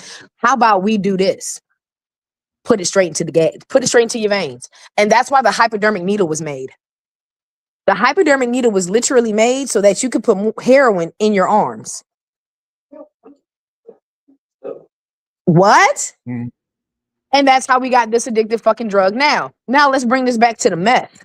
Meth, what most people don't understand, it's not just meth. Meth is always having to be combative, or it either has to be connected to something else to make it something, i.e. Adderall is doxymethylane, okay? Doxy means 10. That means there's 10 different chemicals or 10 different atoms connected to that one property of meth, okay? Methamphetamine, that means amphetamine is connected to meth, okay? Methadone, which is what they usually give people to either get off meth and or fentanyl. So if you're telling me you found a factory that has fentanyl and meth in it, knowing that meth is a highly addictive drug like opium, and then you add it with something as deadly as fentanyl, which is baby opium / morphine, because it's in the same class as that. So now you have an even higher addictive morphine on the market. And that's why people be dying so bad. And you telling me you found an entire factory in New Mexico? Mm-hmm. What? What in the Breaking Bad is going to fuck on over there? Get the fuck out of here. And I've been watching this story like that's crazy. And then 2 days later, now California got this fucking massive leak. And I'm like, what the fuck is going on? Can't blame Mexico now. Can't say the Mexicans brought the drugs in. Nigga, we've been manufacturing it in New Mexico this whole time. Oh my goodness. That thing was just getting crazier and crazier. Woo. Hold on a second. Welcome to 2026, y'all. Hey. Good time. There was something else. Since you brought up New Mexico and that story, that did remind me of another story. Because and I got this, hopefully my fan's not too loud. But if my background's loud, let me know. That up? I believe Kate brought that up, and I wanted to let me drop this down. But that stuff always worries me. That's the reason why back home, like I didn't want to watch Breaking Bad. I still haven't really watched Breaking Bad because how many people were affected with meth back home, and how many cook shops that were going on, how bad of a problem it was in KC. I mean, now it's under control a lot better, but it was bad because of stuff like this that they were finding. And they only found out about it because the fire department kept coming to houses that were on fire that were cook shops. But let me put this other, because since we're already in New Mexico, let's follow on this one other story that I forgot about it until Kate brought that up, and I was like, you know what? Let me show this story. Where is it at? Where do I have it? Okay. In case y'all didn't see this story, this is something else that's going on in New Mexico. Crazy story. Aliens. Nukes and AI require 1.4 million gallons of water a day at New Mexico lab. Yep. And yep. So high atop a plateau in northern New Mexico, Los Alamos National Laboratory is facing its biggest expansion since World War II era Manhattan Project. That wasn't, nothing happened crazy with that. The top secret government effort to produce the world's first atomic weapons. The current expansion will require a colossal use of resources, including one that New Mexico has in short supply these days: water. Last month, the U.S. Department of Energy projected that the Los Alamos expansion will require around 504 million gallons of water annually, about 1.4 million gallons of water per day for at least another decade. By comparison, a single New Mexico resident uses about 81 gallons per day. I don't know how they get that math. Must be going into that. I think that's BS math. I think they're adding in companies also. They Not got the to. They average got to be person. adding like hospitals and Businesses and stuff. Yeah. businesses. The labs start making plutonium bomb cores or pits for a new generation of warheads well before an environmental impact statement was published in March. In its latest move, however, the Department of Energy has set its sights on an even larger and thirstier expansion. So if y'all not following, they're expanding the nuclear program in New Mexico. In New Mexico, yeah. And giant data centers at the same time. Hey, Marcus, can you do a favor for me? Can you Google real quick the heat map of a data center? Somebody took a picture of it. I just want y'all to see why it takes this much water, because my state just vetoed a they're trying to pass not even a bill, but they're trying to pass a data center out here. It's 40,000 acres or some shit like that for a data center. Okay. First off, that's a lot. But if you see, like when we show you this heat map, I just want y'all to see the heat map of a data center, how much heat a fucking data center produces, which in turn shows you how much water is needed to fucking like house it. You seeing that? How fucking red all that is. And so imagine for every one of those basically data towers that you have, all the heat that's coming off of just one of those, and they want to build. Do they have the building? Do they have the picture of the building? Because the picture of the building is like very ominous. This one right here. I know it doesn't look like it, but that one is that one's a building. Mm-hmm. This one right here is overhead.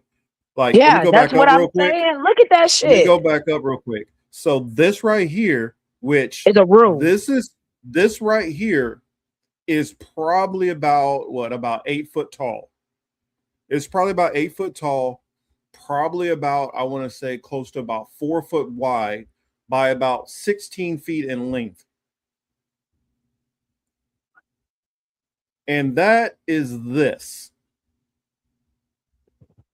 That little red dot at the bottom right. You see all that red that's there. Mm-hmm. And oh yeah, by the way, I don't know if y'all know, but when it's showing blue, blue's not for cold. That shit just so fucking hot. Blue is not for cold. The green, that shit's so hot. The green are the green and this teal color. These are the cooler areas. But when you start seeing yellow and then orange and then red and then this blue, this is high heat. Think about a blowtorch. That shit come out blue. You know that bitch hot. Mm-hmm. But there was a picture where they had the whole building, like the whole building was glowing, bro. It was like a aerial view of an entire building, data center or somewhere. They just posted that bitch. I said, y'all, that's exactly what it is. Ugh. This shit is insane, bro. And that's why they need 1.4 million gallons of fucking water to fucking cool that bitch down. But that's the thing, that they used to do that for nuclear plants.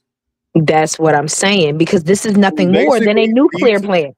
This is basically like creating a nuclear plant right next to you. And this one has the privilege of basically being a creation of more nukes and taking up as much power as nukes at the same. Oh my gosh. And yet in the same breath, we just finished talking about how an entire building is leaking a chemical and they can't do shit about it. Mm-hmm. So you're telling me New Mexico, which is at the base of the Colorado River, am I not lying? That same Colorado River that has been drying up over the last 5 years? Yeah. Y'all think that ain't got shit to do with this? I'm telling you, Marcus, I hear what you're saying. I understand that there was incompetence. Somebody dropped the ball at that particular place. But I'm trying to tell you, bro, it's bigger than that. It's Well, so much this bigger than that. stuff like this, though, the reason why I say the incompetence part is because some politician is like, okay, well, how much money are you going to donate to my campaign? I'll greenlight it. And they greenlight it and they greenlight it and they don't even pay attention to what the hell it is. But No, they because never picked where to get the money. somebody's decided that they want to increase their stock prices, they're going to ask for it. And they're going to think about it after the fact of, oh, wait a minute. Yeah, I know I need all this water. Okay, but is this going to affect this and this and this over here? Yeah, maybe it will, but we're not worried about that right now. We're going to make more money. And then what happens is later on, when you have some problem with it and it causes a massive fire or it causes all these other problems, and now lawsuits start flying around. Oh, we didn't know that could have happened. That's where the incompetence part I'm saying is. You do this nefarious shit for the money and you think short term. And that's the problem. Most of these people think in the short term. They don't think about how this is going to impact things over time. And that's the problem with our leaders, where I talk about how stupid a lot of them are. They're thinking about how much money they can make individually. And think, if you have in Congress, compared over 500 members of Congress between the House and Senate, who are all thinking about, what can I get out of this? And then you add that out to every different type of business leader who's funding it. What can I get out? And if everybody's only thinking about what they can get and nobody's thinking about the blowback or harm from it, that's where I say the corruption and stupidity, because they're not doing this like, hey, I want to intentionally do this to mess up all these people. They just don't give a damn about the people. Well, they were never part of the equation in the first place. They're simple casualties. Well, here's the crazy part about it. Some of these businesses are that nefarious that they do think that way. I've had this conversation with my brother some years ago where he was telling me a company I won't name that they actually I'm not going to say, they actually factor in a certain amount of deaths per year from their employees. They factor that in, that's just the cost of doing business, and they're going to have to pay out roughly this amount of money to the family in lawsuits and whatever. And this how much money they're going to have to pay out to the legal team to fight this X and whatever. They already know that. That's already factored into their business, their operating costs. You just lost So when I say that, some of them are not, many of them aren't to that level that they're thinking that far down the line, but some of them are. Some of them really are thinking that far down the line.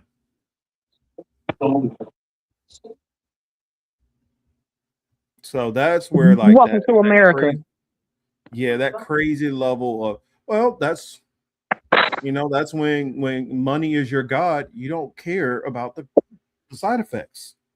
No, because you're just making enough money to pay people for your screw up.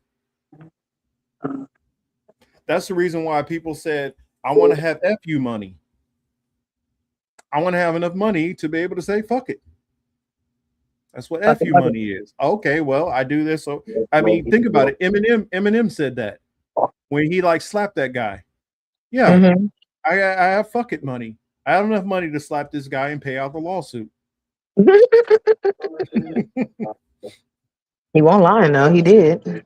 And that's plenty of corporations are running like that. Like, we know that we're probably going to kill this amount of people. We know, and they'll factor in, they'll get a problem and they'll decide, if we shut down this plant, even if it doesn't cost that much in labor, we can run a few hours of overtime and get caught back up if we run it at 10% capacity higher. We can get that caught back up, but the loss that we'll have to shareholders because of bad press, we can't shut this down. So we'll take a couple of people dropping on the Amazon floors over dehydration. Yeah. We'll have a couple of people who get hurt in injuries at a Walmart plant where they're shipping stuff out. We'll let a couple of those people end up getting, you know, maimed or harmed or die and just pay out the lawsuit. It doesn't matter. We got insurance on the employee, so we'll make that money back anyway. Because all they are a number any damn way. But that's why I say, when I say our leaders, our politicians, they only care about how many bags I can get. And some of them know the system is so corrupt that if they said anything, they'd be out of office anyway. So they decide, might as well get the bag. That's insane. Welcome to America, capitalism. That's all we know. That's all we know. What it breeds. That's what it breeds. Corruption on top of corruption. Speaking of that, did you hear about Trump stock trades? No. Oh my God. I was just talking about that. Because one of my friends works for a non-public company that's about to go public, and I asked him, I said, you know, should I buy stock in this company? He was like, I can't tell you because it's like considered insider trading. And I'm looking at him like, boy, Trump do that stupid shit. The fuck are you talking about? You don't give me the secret. Yo, Nina, where'd you send it to me at? She said I shared the picture. It said that Trump made Trump did about anywhere from 300 million to 700 million in trades, looking like more closer to around 700 million plus in trades in his first 3 months in office, which is more than the amount of trading, and I would say insider trading, that all Congress combined has done. So by himself, he's done more trades than what Congress does in a year span in his first 3 months in office. That's about right. Sounds about proving when people say like, oh, Biden and Obama was corrupt. No, there is no president. There's no president on the level with how corrupt Trump is. Trump is by far the most corrupt person probably who's ever lived. I mean, I don't think people realize this dude is, at this point now, is done trillions. I mean, not trillions, but he's done easily into the billions in illegal trades. This motherfucker. I'm just fuck illegal trades. You heard that man came out his face and said, "Oh, I'm gonna look out for all the Democrats that got all the Republicans that got their feelings hurt by Democrats." What in the fuck are you talking about, bro? I can't trust this motherfucker for nothing. So on top of the Trump and trust thing, okay, oh, you need to send right there. Oh, that's the one. Hold on a second. Let me send this. How am I going to share this? Download image, and let's see. I can send this image to myself. Yonina sent the image that you were talking about. I just got to share it to myself. All right, hold on a second, and I'll share that image. This is the one you were talking about. This is the specific one, I believe. Where the heck is it at?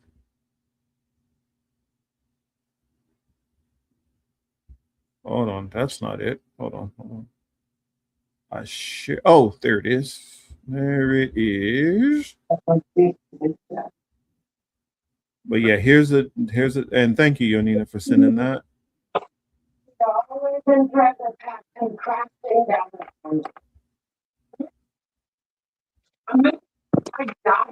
You see it? That's the one. Thank you. That's the one. That's the heat map I was looking for. What the fuck is that?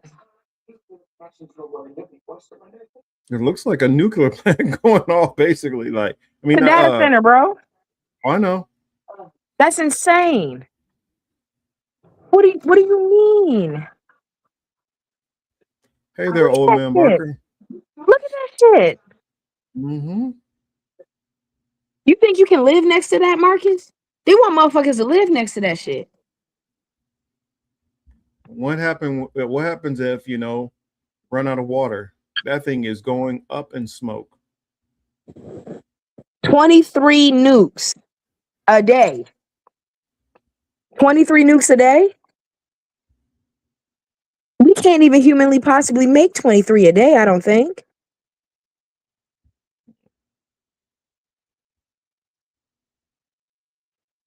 So where was the one? I guess I closed that one out. Trying to just close out some of these. I got a bunch of links up. What was it? Yonina was talking about. What was it? Gwendolyn White. Are you familiar with that one? Gwendolyn White. You probably are, but maybe not off the top of your head. Is she the lady that just shot her lawyers? I've heard it. Yeah, the lady that shot the lawyers. Yeah, I had to think about her name. Those who are not familiar, let me share the screen. Let me share this so you guys are at least up to date. Have you already talked about better CHUD? one than this story, but I haven't talked about. I saved that. I wasn't gonna talk about that without you. Okay, because I was about to say, since we talk about people court cases, let's go. News here tonight. We've learned from Raleigh police that the two attorneys who were shot yesterday outside of the Wake County Courthouse are expected to be okay. Their injuries are not life-threatening. Also tonight, we're hearing from an attorney who previously represented the woman accused of shooting those two lawyers. Gwendolyn White is two counts. Now, I want to hop in here first. I do not agree with the way that the framing that they're about to put on this woman from this lawyer. We'll speak on the other side of that, but just keep that in mind that this is the framing that they're going with right now. And also notice the information that they are not saying in here. And then we will get with you guys on the other side. Did first-degree murder. White is accused of shooting Mary Harris and Jeffrey Whitley. Police say White shot the two as they left the courthouse. Today, we spoke with attorney Seth Bloom. He tells us he represented White in two cases. He says he could tell that she had significant mental health challenges. She had, at the time that I represented her, called the police on her neighbors dozens of times. I think it was 37 times. Apple and juice. They got sick of it. Every time the police came out, they would investigate. And Miss White had this fixed belief that her neighbors were poisoning her through her air conditioning system, which there's no evidence at all that was true. Bloom says when he heard about the shooting yesterday, his heart went out to everybody involved. I, of course, was terribly concerned for Mary Harris and for Jeff Whitley. Actually, you know what? I feel like we don't even really need to play the rest of this because you can already tell which way We they're can already see going to what's go. going to happen. They're trying to frame a narrative. The lawyers. Can somebody guess why she had a problem with these lawyers? Or does anybody know why she had a problem with these lawyers? Were they lying on her top? Well, she believed that they were misrepresenting things in the case and basically screwed her over from justice that was going on with her and her family members. Really? Yes. This woman was seeking justice, I believe, for a family member who I believe had passed. So, what did her family? Now I got to go look at her case. What did her family do? What did her family do? So let me go to another one that's not that framing and see if I can pull up. Let's see what the Independent says. Let's see. North Carolina woman who shot two lawyers outside of court after hearing police say. Let's see.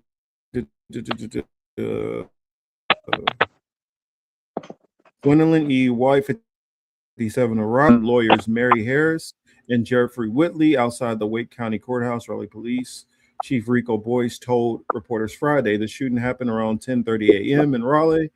Now let's skip down, see if we can find more about her case in this story, because this is just talking about what happened. We were saddened to learn two attorneys representing the town of Rolesville in a civil matter were shot outside of Wake County courthouse this morning, the town of Rolesville said in a statement. Fox Rothschild, who has represented the town of Rolesville for decades, and while they were not employees of the town, this incident is deeply disturbing. We are thankful to the first responders. According to Fox Rothschild's website, Harris graduated from North Carolina State University in 2019 and earned her law. Okay, this is talking about the lawyers. Yeah, we don't care about them. Okay. But basically, this was a civil suit that this woman had against the county. Mm-hmm. So why did this woman feel she need to shoot these people? She feels they misrepresented the case? Yeah, the county is being represented by the law firm of Fox and Rothschilds. That's where it catches a lot of people's attention. But basically, this was a civil case against the county that she's suing. Now, the better question to ask is, why is she suing them? Yes, that's what I want to know. What'd they do? Let's see. If she What it said she's was. been poisoned, I can only imagine. It's like lawsuit.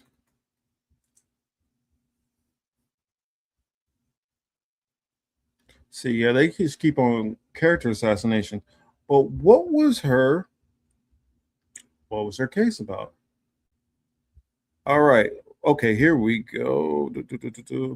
What happened before Raleigh courthouse shooting? Records reveal suspect she was in court with. Okay. Let me pull this one up and see what it says. Had a long-running legal battle, records show.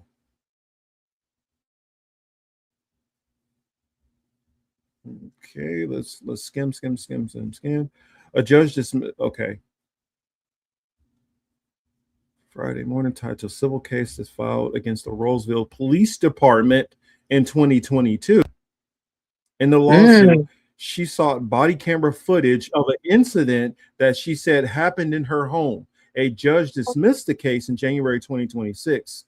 Friday hearings was scheduled to determine whether it should be reinstated. Police said White became belligerent during the hearing and left the courthouse shortly before the shooting. So this woman was suing the police department for body cam footage when they came into her home. And they decided she doesn't need that. Why not? Now let's go back. Investigators say the dispute dates back about 5 years. Court records show it began in March 2021 when Rolesville police responded to a verbal altercation between White and two neighbors. Officers determined no crime had occurred. The neighbors later sought a civil no contact order. In February 2022, White requested body camera footage from that incident. The recordings were located in April, but court documents said she did not receive them until this year. White later filed a motion of contempt against the police department over the delay. In January, a judge ruled the department had to provide the video, but was not in contempt. Records show White received the footage 2 days later. The following day, she filed another motion seeking a new case related to the release of the recordings. A hearing was set 10 a.m. Friday to determine whether that case should be reinstated. Police said White became belligerent during the hearing and left shortly before the shooting. So, what did you hear there? It sounds like this woman believed this woman was stating that something happened when she called out the police. The police decided, no, nothing's happened. We're just gonna end this case closed and leave. She requested for footage. It was supposed to be given to her. It was not given to her. They waited longer than the period. that was allocated for her to receive said footage. Mm-hmm. They didn't get the footage. She had to go back to court again. Then that judge said, okay, yeah, you got to give it to her. 2 days later, she finally got that footage. Then she went back to court with that footage just for this judge to basically say, well, you know, that footage is irrelevant. What's on that tape? What is that footage? This is a case that I'm probably going to look into later on and figure out what is going on with this judge. What are they trying to hide? Well, I'm piecing shit together right now, okay? So check me out. With everything that we now seen, both sides of the story, both sides of the coin, you know how I feel about them apple juice. Mm-hmm. With that being said, so her first attorney, that's who they interviewing. That's who was so quick to come up and speak on her behalf and start to tarnish her character and paint this narrative in the first fucking place. Why the fuck y'all ain't interviewing her nieces, nephews, her family, other people in the town, other neighbors? I don't give a fuck if this bitch is crazy. I want to know about the neighbors across the street from the neighbor she got beef with. Mm-hmm. Okay. And I want to know, going into I sent her a Facebook message to you. Read it. Okay. Yanina just sent us something. Okay. So this motherfucker gets up here on Rihanna's internet and immediately starts bashing her character, but representing the fact that he was the lawyer for her last case, the one that they just threw the fuck out. Yeah. Why you not her lawyer no more? Yeah. Why are you not a lawyer? And Why you not her lawyer representing her her? again? What did you do in this entire thing? What is your position in this? Are you trying to get judged? Because elections is going on right now all over the fucking board.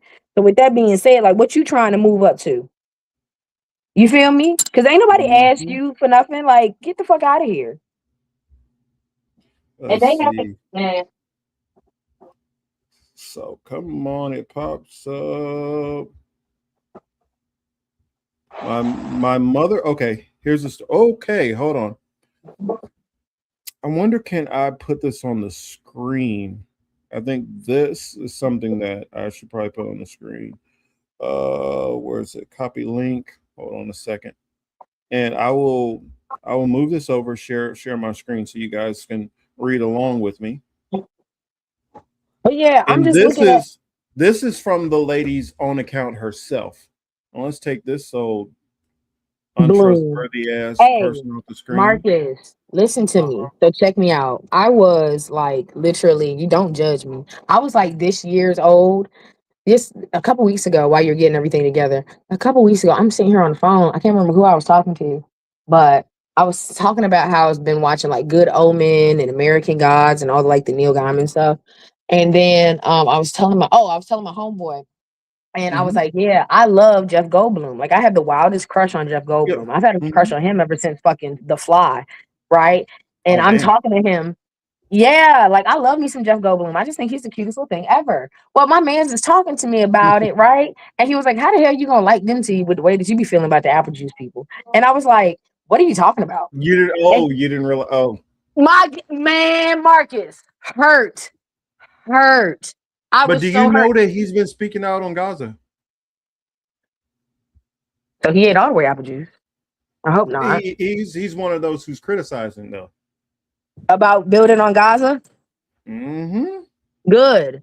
Cause like he's like the Aaron Mates and the Max Blumenthals and the why am I can't remember her name? Katie. Goodness gracious. Apologies, I can't remember that poor girl's name. Katie, dang it. I know y'all, somebody will know who I'm trying to talk about. Yeah, I was like, no, not him. And my man was like, yeah, man, that's Katie Halper. That's what I was talking about. Yeah. I was like, but yeah, he's been speaking out, so I have respect for him because I know like he's been getting pressure. Man, this whole time I thought he was part black, y'all. I didn't know. So seeing that her attorney's name is Bloom and knowing how I just found out that my boo was one of them, I said, oh my God. But yeah. But check this out. This is from the lady herself, Gwendolyn White. So I prefer this more than anything because you get to hear her side of the story, whether you like it, agree with it. But here's her story. It said, there's no shock and awe My mother and I ran into neighbors that was a KKK grand wizard unknowingly to us at purchasing of the home in 12/30/19 on 12/30/19 on 1/2/20. These neighbors started breaking into our home repeatedly, and a confession was made on 1/3/22 to Judge McCulsers and 3/3/22 on a Roseville police officer's body cam. That's why she wants the body cam. Roseville's police department chief has fully refused to turn over that footage, and today his attorney said it has been deleted.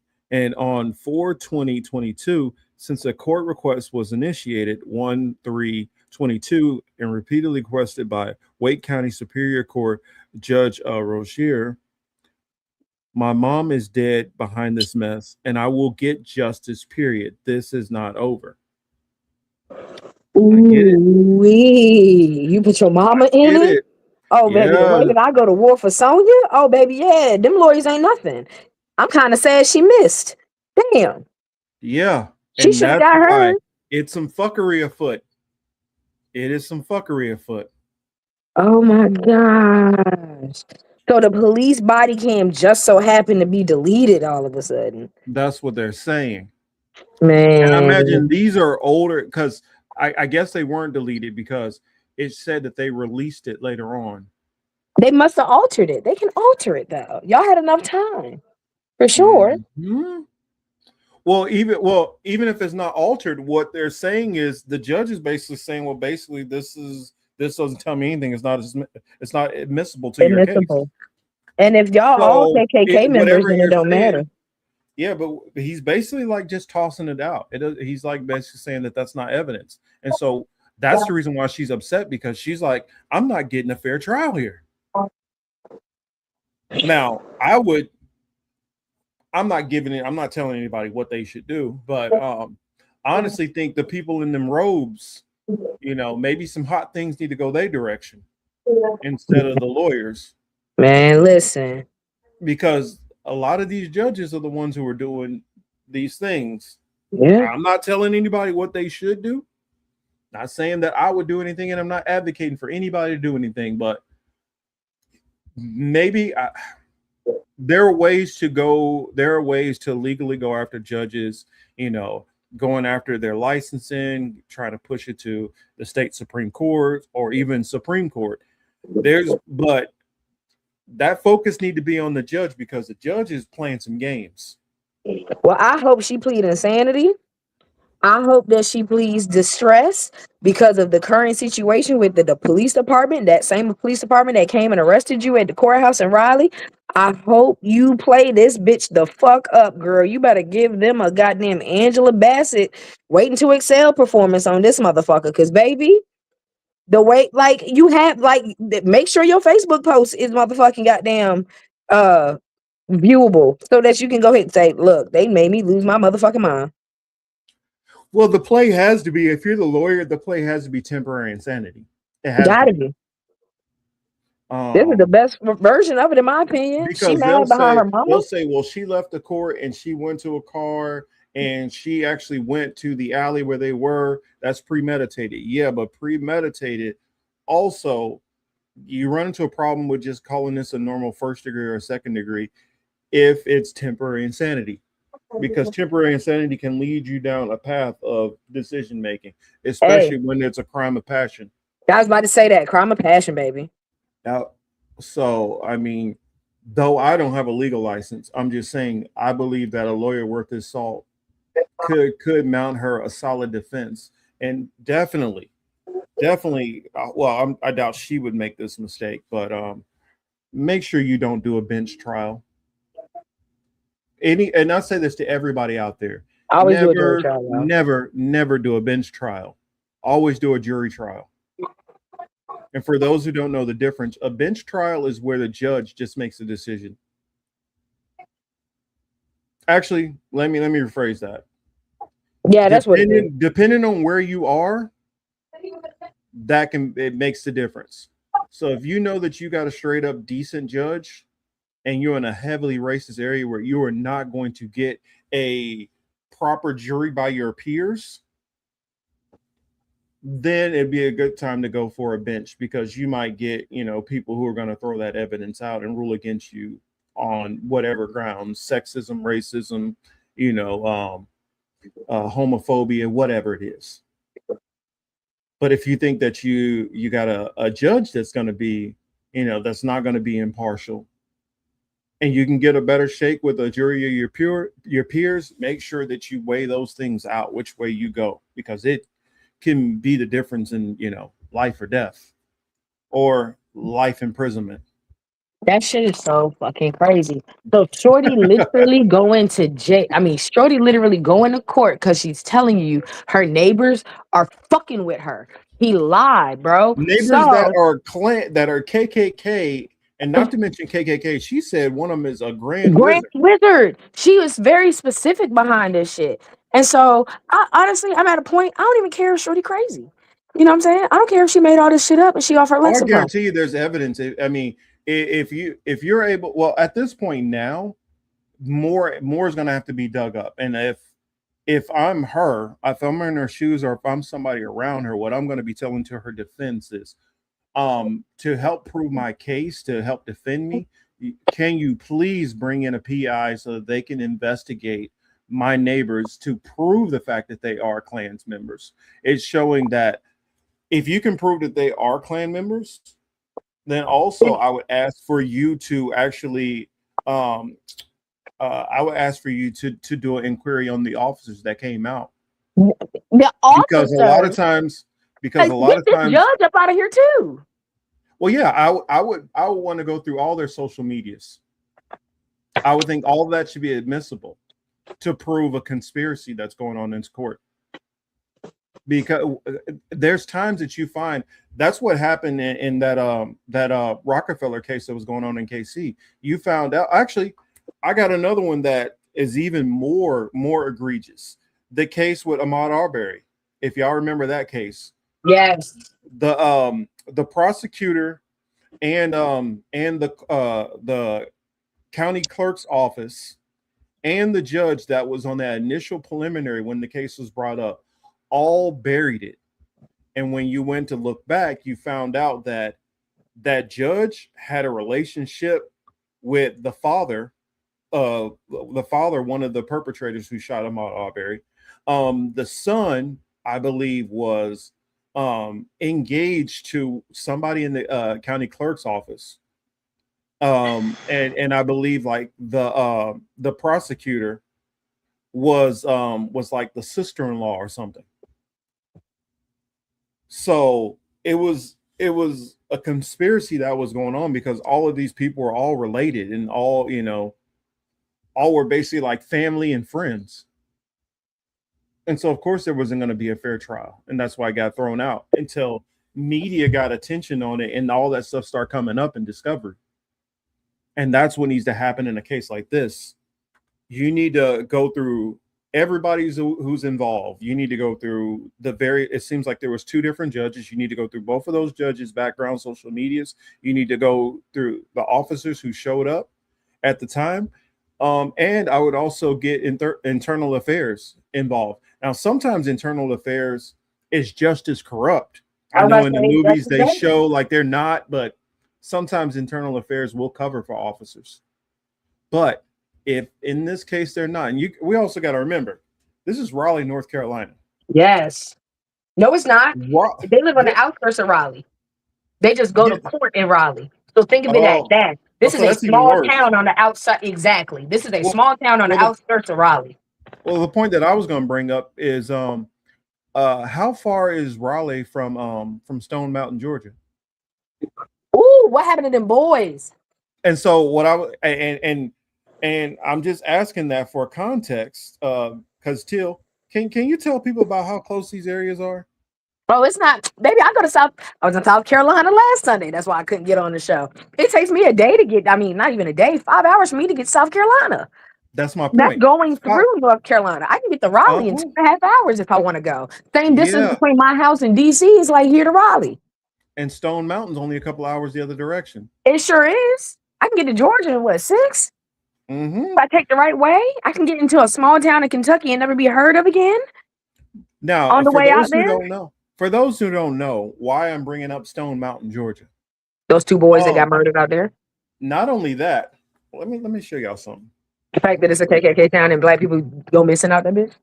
Yeah, let me show y'all something. Stone Mountain, Georgia is right north of Atlanta. Mm-hmm. Actually heading towards the Tennessee line. It's honestly right in between Tennessee and Georgia if you're traveling that way. So it is on Robert E. Lee Lane. Oh, child. Now, I wonder if I can. Now it's 2026. Why they ain't changed that name yet? I know y'all probably gonna be like, oh, because boo, boo, boo. Nah, fuck all that. My grandmother's church that I used to go to, which was no bigger than a studio apartment, low key, because we was old Southern folks in Boykin, Virginia. Oh, that's right. I don't have it on the screen. I was like, can y'all see this? Hold on. Let me show y'all something for those who don't know a little bit about the South. When Nat Turner got decapitated and tortured, they put his head on a signpost, and my grandmother's church was 2 miles away from Blackhead Signpost Street. Okay, just 2 years ago they changed it. Can y'all see that? Stone Mountain generals refer to the 3 figures carved into the massive granite face of Stone Mountain in Georgia. Confederate generals Robert E. Lee, Thomas Stonewall Jackson, and Confederate President Jefferson Davis. If you don't know, the modern form of the Klan was founded on the top of Stone Mountain, Georgia. They used to have their meetings at the top of this mountain. Heck, what you were talking about, them changing that name. When I was still in Jacksonville when they finally changed the name of Nathan Bedford High School. Ooh. Yeah, a high school that's predominantly black kids named after a grand wizard of the KKK. Well, that's what they usually do, bro. That's what they usually do. I mean, Christopher Newport University. That's in Virginia. Mm-hmm. You know what I'm saying? Like, we had Robert E. Lee High. You feel me? Like, we had them, and they would be in the hood. They would also take, prime example, Robert E. Lee High most likely takes the kids off of MLK. Mm-hmm. Catch my drift? Like, get out of here. This shit is crazy. They ain't changing the name if they don't want to, and they don't have to. Because who's going to sit and really do the research besides the people that get their dicks hard off of that shit? Nobody. Yep. Unless you're us. Peep what Thomas said here. He says, so one of the most black populated cities, Atlanta, is surrounded by some commutes with ties to known KKK and Southern Confederacy. Yes. Yes.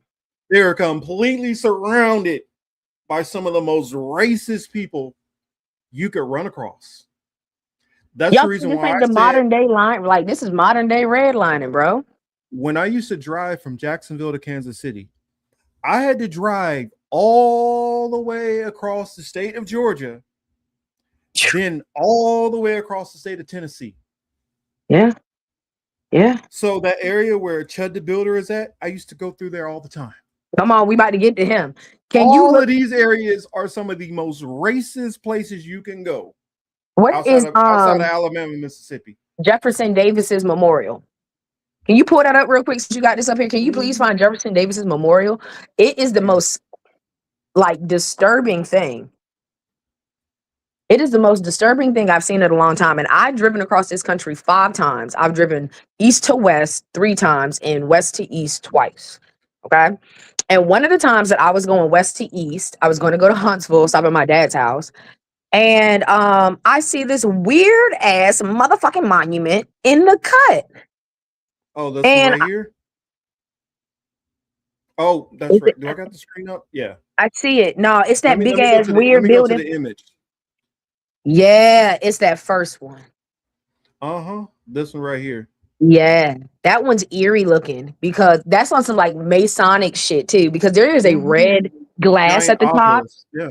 Yeah, thank you. It's a fucking eye, bro. The thing at the top of that bitch is a red eye.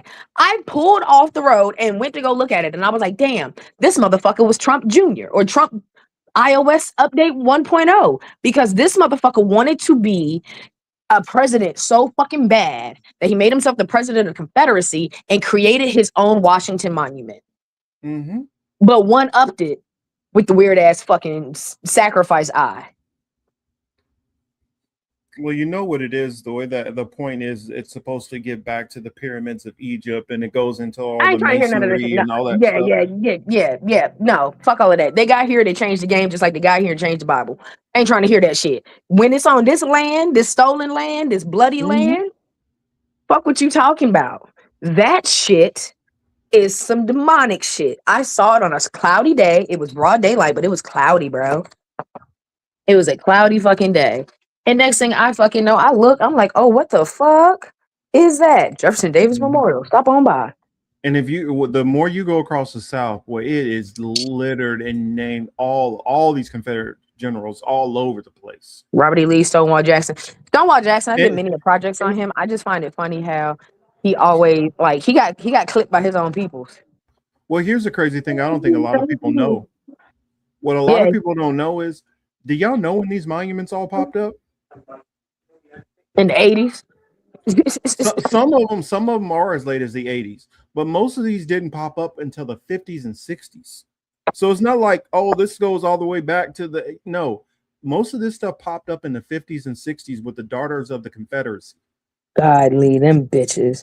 Yes, the Daughters of the Confederacy, the same ones who that had the created ability Planned to Parenthood. approve, well, that too, but approve most of the information that went into our textbooks regarding the Civil War. Mm-hmm. That's why in a lot of the Southern textbooks, it used to say the War of Northern Aggression, not the Civil War. Insane.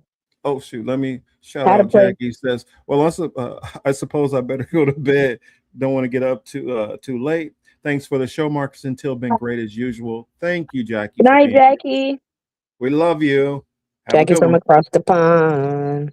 Oh, damn. I was about to say Happy Memorial Day, and I'm like, oh, she don't know what that is because that's American shit.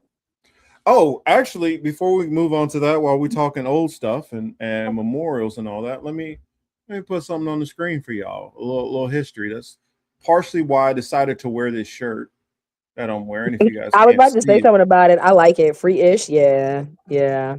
You see it since 1865? Ish. Yeah.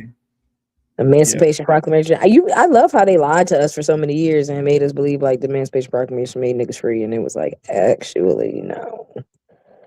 On second thought, y'all got contracts. Shout out to Liz for bringing this information up. I myself did not actually know this. Shout out, Liz. Thank you. History lesson. Let's go. I was like, what? Interesting. The origin of Memorial Day traced back to 1865 when freed slaves started the tradition to honor fallen Union soldiers and to celebrate emancipation and commemorate those who died for the cause. And here it is right here, proving first Memorial Day on May 1st, 1865, a parade to honor the Union War dead took place. The event marked the earliest celebration known of what became known as Memorial Day. The crowd numbered in the thousands, with African-American school children from newly formed freedmen schools leading the parade. Black people always creating some shit, and man, y'all man, listen, y'all always biting off our shit, bro. Always. Y'all, man, nigga, we was minding our business with Juneteenth. You know I got onto that last time, Marcus. We was minding our fucking business, bro, with Juneteenth, and here niggas want to get a day off of work. Y'all don't need it. Y'all need to be at work that Friday and this Monday. Because what the fuck you mean we create a Memorial Day and here they come fucking making a goddamn buck off of it? Yeah. Juneteenth was literally the day like, nigga, I just need a break. Memorial Day was like, damn, nigga, I just need a break. And here y'all come talking about some, oh yeah, me too. Fuck you, bitch. You had a break for 400 years, nigga. That's how it normally goes. Well, you gonna have a Memorial Day? No, we're gonna have Memorial Day too. It's like that Why? little kid who can't have nothing, you know. Fear of missing They out. can't. They bitch can't ass. see. They can't see other kids doing something on their own. They got to do it too, That's and then take man. over it, and then make it. No, this is my holiday. This is Yeah. ours. Like, no, I don't want to share this shit no more with y'all. Speaking of sharing shit, oh damn, we got to get back to CHUD too. But speaking of sharing shit, since we're on our racist segment right now, did you hear about that white community that denied a Jewish lady's application and her black husband? No, I didn't. Yeah. So that happened. They're suing them for not letting them into their white community. Just throwing shit at the wall like a Vice editor. Why the fuck would you want to go there? Why would you want to even go there? Like, you thought you were that good and privileged? Like, you thought your white card pulled so much rank that you got, I'm gonna go apply to go stay in this white ass city. Not just like a little, you know what I'm saying, gated community. No, a fucking white city. And you was like, yeah, my white card's so hard, I'm gonna get in and I'm gonna get my nigga in. Fuck you thought this was? Bitch, you're taking him to get out. You are literally taking him to go become a slave. Because why the fuck would you even put your black husband in that type of jeopardy? Nothing good is coming out of being the only black person in a city. Because one day, a mixed kid get to running around in somebody's neighborhood, they know exactly what nigga did it. Yeah. That's dumb. You thought your white card was that strong, boo? That's crazy. Now that's white privilege. That's whiter than white privilege. Her white privilege was so squared to the second power. She was like, yeah, the white people fuck with me so hard. I'm gonna bring my black husband and my little Jewish little blood up in this bad boy. And then motherfuckers said, yeah, no, go on, get the fuck on. Well, while we're on racist stuff, I might as well go into these other stories too that I got, because they deserve, they need to be talked about. You know how they say her name? There's some situations that we need to bring up. I'm gonna throw out this first one because it's Is it the one from Richmond? Huh? Oh, go ahead. I thought it was the one from Richmond because I was about to say, yeah, mental health and black people just don't work. Let's see, which one was it? No, this one's Florida this time. Okay. This one's Florida. So let's see. Let me put this on here. Because this is a teacher, and I figured this will roll into the next story, talking about teachers and all that. Oh, Jesus. Florida middle school teacher fired after viral video shows her hanging black baby doll from classroom's TV monitor. A Florida middle school teacher has been fired after viral video. Parents and community members are calling racist and deeply offensive. The video appeared to show her hanging a baby doll from the classroom TV monitor with a cord, and she's hanging the baby doll around the neck. The video recorded by a 14-year-old student at Barrington Middle School in Lithia, about 20 to 25 miles southeast of Tampa, has racked up hundreds of thousands of views on social media. She took the charger cord and wrapped it around the baby's neck and tied it, said the student. Noah, who recorded the video, she tried multiple attempts to get it above the TV, and once she got it over, she lowered it down so it would be visible under the TV.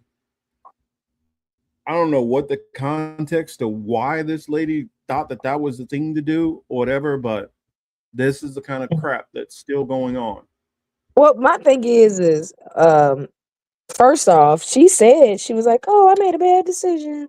Whoop-de-whoop-de-whoop. I think that's like the only statement that they've said from her so far is like she feels like that was, you know, it was a bad look or some misjudgment, whatever the fuck they coached her into saying. But I'll never forget Miss Kelly, God rest her soul. She was an evil white lady that had this wild ass white bouffant hair. And we knew she was racist. Miss Kelly, oh man, she was so mean to the black kids only, bro. Only. And that's like in the 90s. This is the 90s, bro. This is way closer to her being a daughter of the Confederacy. When I tell you her hair was white as fuck, bro, she was old as hell when I was like a kid. Well, she ends up teaching until I graduate. Now, part two of this is her like homie was Miss Akers. Miss Akers was a hippie teacher, right? She started teaching my dad's freshman year. Was it freshman or senior? Senior year of high school. My father graduated in 58. She started teaching in 58, and she was my AP fucking AP English teacher. Okay. She taught from 58 till at least 2009. Mm-hmm. 1958 to 2009, that bitch started teaching at one of the first integrated schools of my city. And like, you think these bitches ain't still alive treating kids weird and doing weird racist shit? And no, nigga, that shit crazy. Like, these motherfuckers keep breeding. They don't stop. Yeah. I mean, here, I'll like just to give you kind of like so people can follow time linearly. My mom, one of the teachers that she had. Now, this was a great teacher. So, shout out to Mrs. McKendra if she's still with us, and her family. But Mrs. McKendra was one of my mom's teachers. I went to the same high school as my mom 20 years later. Miss McKendra was still there. About another 20 something years later, when I was married, my stepsons, one of the no, they both went there. Went there, and he had Mrs. McKendra as his teacher also. So that lady spent about 40 years plus in one school, almost 50 years in that one school. That's what I'm like. But for those good teachers you have, that's been 40 plus to 50 years in one school. There's an evil bitch. There are bad ones and evil ones who spend that same amount of time too. Like they literally like, and not to mention, oh, here we go. Let's go ahead and build it up too, Marcus. I might need you to Google this one for me real quick. What about that African American Studies principal? I think he's in Howard, somewhere in DC. He studied African American studies like in a university, and now he's out here trying to like sue anything that is pro-black or does anything for the black community. Yeah, Florida is getting rough, and all these places are getting rough. I mean, I got one other story that's kind of dark, so I'm giving y'all a warning if y'all haven't heard this story or not. But let me share this with y'all. I don't know if y'all heard this or not. Did you hear this story about the little 7-year-old getting beat? Mm-hmm. Yeah, I heard about it. Here, I'll play it for y'all.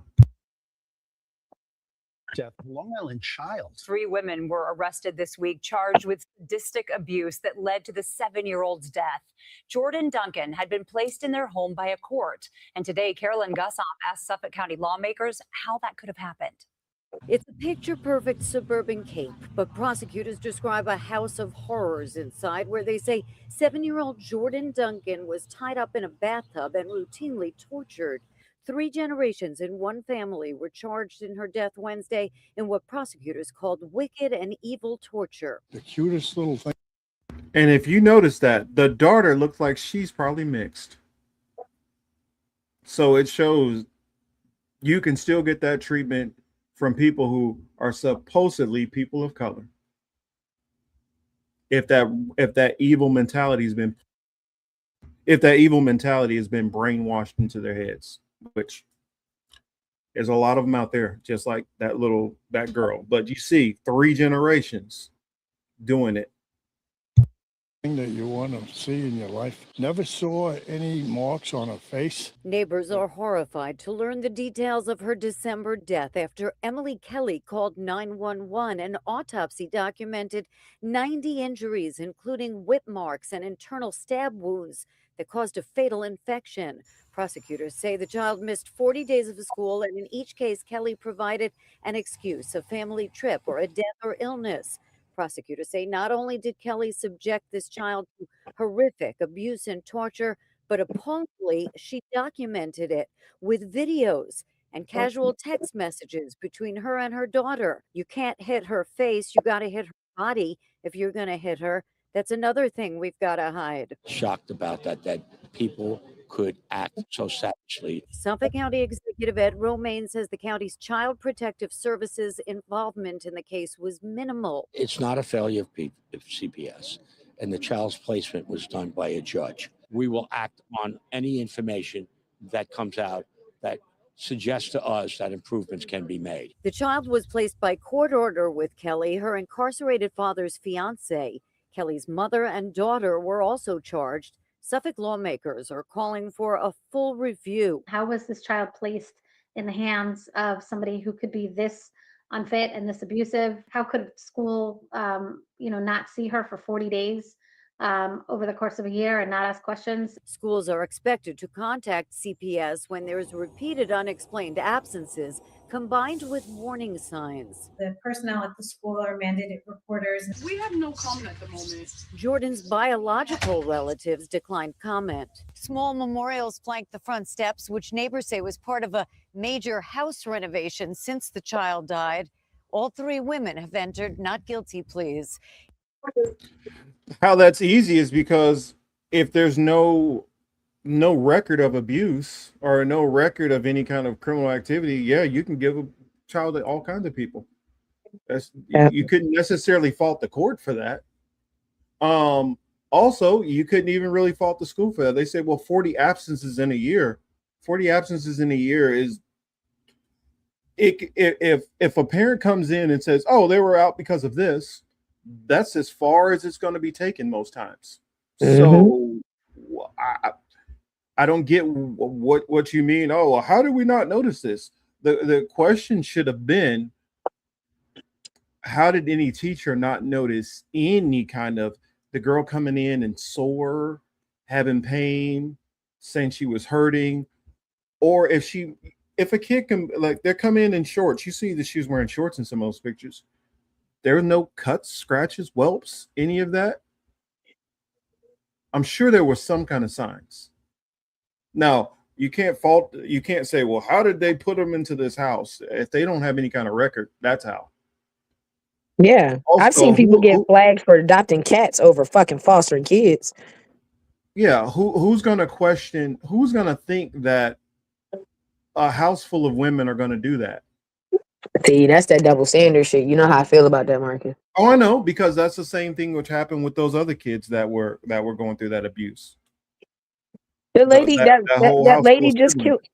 Well, yeah, that lady just killed a baby up my way. You know, and her. It was like what they say, 3 generations killed a little baby. Yeah, little black baby. I will die on this hill. White people do not need to be adopting black kids. I'm gonna die on that hill. I'm sorry. I'm gonna die on that hill. Kill me. I hear you. My Kanye hill and that hill. White people do not need to adopt kids. Like Angelina. Not everybody is Angelina Jolie, bro. You're just not. You're not Tomb Raider. You're not the type to let your kid go to an HBCU and cross. You're not the type to be able to find somebody to do her hair right. You ever notice Angelina Jolie kids ain't never look crazy? No, I don't think she doing their hair personally, but I know she got the right hairdresser. She took the time to find out her kid's hair type or some shit to make sure it got done right. But Madonna, see it, Tab.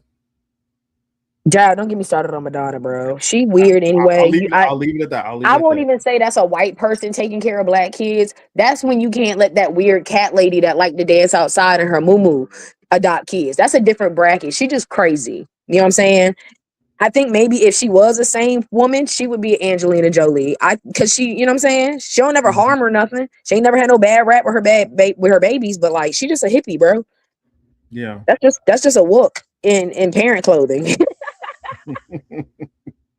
Bless her heart, but like no, regular white people in the world do not need to be adopting black kids. I promise you. There's as much as the mortality rate is for women in the black community just giving childbirth in the first place. Like there are many of black women that would probably be cool with adopting a black child if y'all gave them the chance. Thank you, Johnny. Okay, I agree. Like get out of here. And like it's crazy because like man, the medical field, when black women in the medical field, like I'm watching all these white people get they fucking panties in a bunch because Trump in office, and now they having the right to sue people based off of like only black circles. Like there was a white lady is suing this doula in California because she was teaching a black women's like birth class. And they were like, no, you can't be here. And she's like, why not? I said, because this is for black women because our mortality rate is the highest. And she fussed with this black lady and now she's suing her because that's not a space for her. Bitch, it's not a space for you. Y'all have done enough on the black women anatomy. Y'all have done enough on the black womb. Y'all have done enough fucking damage between the doctors in the Confederacy up to the fucking daughters of the Confederacy, creating Planned Parenthood, creating these entities that were meant to fucking kill black women and their children and their spawns. You know what I'm saying? Like, no, bitch, we don't need you in these spaces no more. We really don't. We don't need you touching our kids no more. Which I could be off, but sometimes I even wonder if that's not like an attempt at like COINTELPRO. Like they intentionally went and found a pregnant woman that they could use to bring in and infiltrate, to spy on them and try to, corrupt whatever they have going on.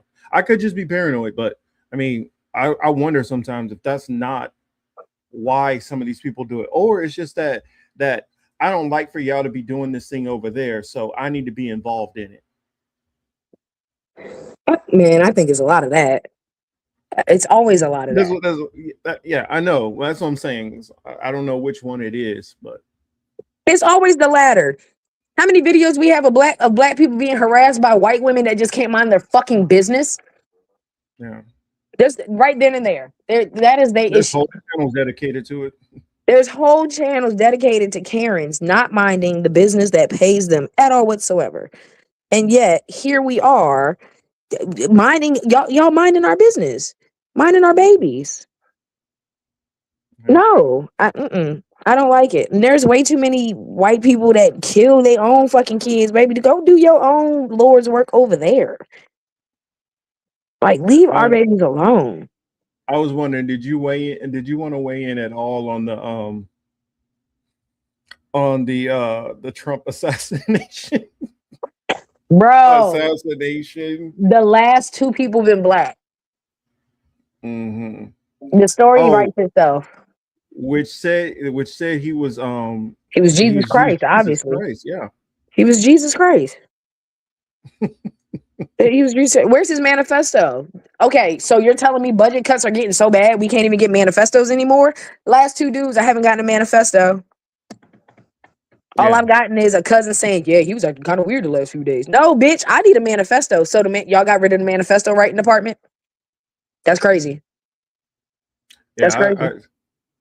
Facts right here, Chris H. Facts. And this is something that I used to I came to this revelation. I don't even want to call it a revelation. I've just come to this kind of understanding and thinking. And I wish like some of these people who can't understand the other side of this would just understand it. Chris H says here, I don't know if U.S. is ever going to be ready to come to terms with the history of anti-Black racism. It's like getting a 48er to acknowledge what they're doing to Gaza. And just like the whole reparations things, because I know I've seen people in the chat bring up about the MAGA reparations.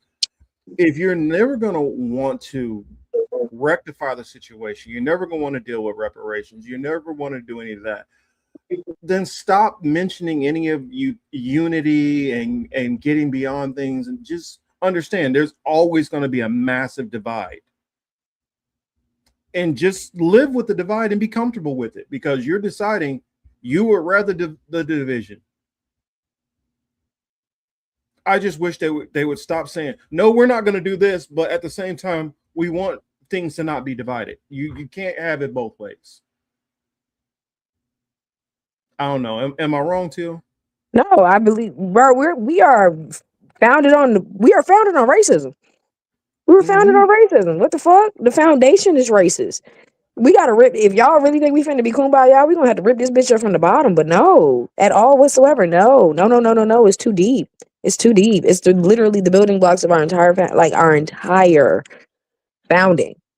Like, get that shit through your head first off, and then second of all, like, bro, it's in your face. On top of that, he is literally giving these January 6th crackers fucking reparations, and they didn't build shit in this motherfucking country. But he's not giving reparations to the same Black people that built the building that they rushed in the first fucking place. Make it make sense to me. Make that make sense. Like, get out of here. Don't know. Like I told you, I need the real assassin to come to the front. If he exists, go ahead, Billy Ray, Joe Bob, not Jamal.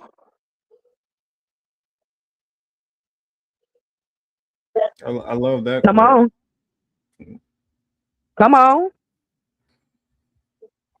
Get out of here. They fucking getting reparations, 1.8 bill. They just miraculously found it. That's the manifesto budget right there. That's why we ain't been getting none, Marcus, because it's going to reparations. I need the manifesto budget back. Like, ever since WWE's wife got in charge of the Department of Education, like, we ain't got no cool stuff, no manifestos. We ain't got no suicide letters. How y'all know he thought he was Jesus Christ? Who told you that? Oh, they have multiple encounters with this dude. Oh, so y'all seen this crazy motherfucker before? The FBI and they had this dude on the list. Like, they got him documented over years. Oh, so they just activated this agent? Oh yeah. That's what y'all did? Y'all activated him. Okay. Oh, you don't want to. You want shrug shoulder. Oh, Marcus gonna drink on me. Oh, okay. He gonna sip his drink on me like, I don't know what you talking about, T. You a motherfucking liar. They activated that nigga. I don't know. I mean, they just so happen to know so much about this individual and have shoot him away so many times. And I don't know, weirdly enough, he just decides, you know what, right now is a good day for me to just like let off a whole bunch of shots. And while all these reporters are already outside covering the White House and talking about the ballroom, and then I don't know, unconnectedly, Trump just starts talking about the ballroom needs to be built right after that. Oh, Jesus. What if, hey, okay, I mean, I don't know. I mean, you guys can remind me, but I think he was talking a little about the ballroom after the last one, which let's keep in mind, the shots were loud enough to hear, but they were not even close enough to harming him. Kind of similar to this one. Oh, yeah. And by the way, he decided he wasn't going to go to Bedminster or to his son's wedding and stay at the White House. Mm-hmm. Marcus, I got a question. Are you ready? You ready? I don't think you're ready. All right. You can shoot this down, by the way. I think, dun dun dun, the same weird brain swapping technology that they have used for Queen Elizabeth, because I don't think that bitch is dead for real, for real. Her shell is dead. She ran out her rent on that shell, but I don't believe that other shit. But nevertheless, boom. I think, dun dun dun, this is Hitler's brain still on. Like I don't. You think they just moved her stack? Yes. They moved her stack, gave her a new body. Yes. Vought Industries got her ass right now. Straight up altered carbon in here. Yeah. That ain't nothing but Hitler brain and Trump body. I'm convinced, bro. He picked up where Hitler left off. I mean, maybe it's a portion of it. It can't be the full thing because it's not very bright. I mean, maybe it got damaged in the freeze, bro. You got to think big, bro. You got to think big. Like, Hitler's brain would have been one of the very first ones, Gen 1, Gen 3, first 3 or whatever. You know what I'm saying? Maybe they dropped it. My bad. Had to get it off the floor, brush the glass off of it, put it back in the jar. Like, my bad. They dropped the mason jar. And then they put it in Trump body. And it was well, brains are muscle. Maybe he'll live a good life and he'll learn some shit. And then, lo and behold, boom, gave him to some retards. By the way, I'm watching the Trump movie right now. I mean, not right now, but I've started watching it. Okay. But I'm just saying, like, maybe that's what happened. I think that's Hitler's brain, a little brain damaged. He might have lost a little brain cells with the arsenic tab. I don't know. Yeah, I mean, I really think like I saw a meme and somebody was like, how he met. They had what was it? Nixon. They had Nixon and they had George W. Bush, and they were like, somehow he managed to beat both of them at being the most corrupt president and the dumbest president at the same time. At the same time. This is the most corrupt, like, president ever. I mean, you got to be one, but God, it's so blatant with it, just so outright. Yeah, I don't give a fuck. Fuck y'all. It's funny. Like, I've heard like Trump talk about how he loved George Washington. If George Washington was alive, George Washington would be like, "Yo, we need to mount up a troop to go in and take this dude, and he needs to go to the gallows." Yes. Y'all know that George Washington was like, nah, I don't want to stay president too long because I don't want to tie up business interests and stuff, and I want to go operate outside of, because y'all do know that they were gonna make him a king at first. Yeah, they was about to, and he was like, nah, bro, I want to get up out of this. Nope, we're not doing that. We're gonna set up a situation where you get in, voted in and out, and like that. Y'all do. He actually pulled the most gangster move as far as like how they paid him and everything. If y'all really followed it, but he was like, no, you don't have to pay me. This is what you're gonna do. How about I'm going to pay for all my expenses. You just reimburse me for all this shit that I put out of pocket at interest. That's all. Biggest hustle ever. That's it. But I guess we'll go ahead and move on to the next subject. I wanted to talk about Cuba before, but I'll say Cuba after, since it kind of, we already talking about race stuff, so we might as well go on to CHUD the Builder. Well, yeah.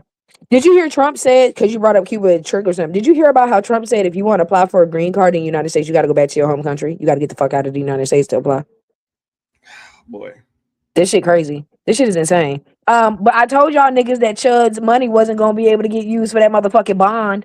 I told y'all that 2 weeks ago. I put my mouth on it. I said, watch. You got to help. You got to help her out. So what the Evan's still saying? Help What you mean? Boomer, please. What'd I say? You lost her a little bit the last part.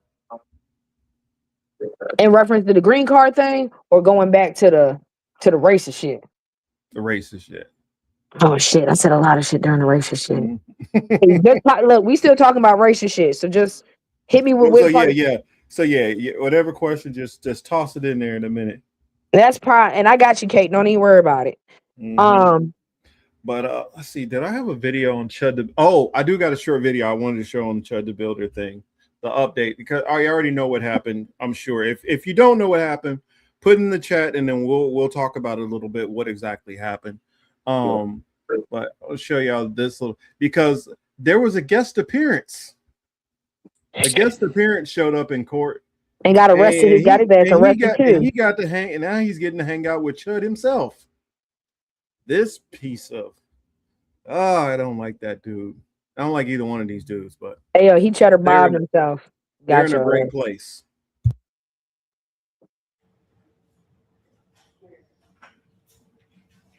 All right, for the record, Mr. Ethley's now in the courtroom with justice. All right, take him into custody. Take him into custody. I told you, sir, you denied the speaking role today. You decided that you wanted one for whatever reason. I don't know why, but take him into custody.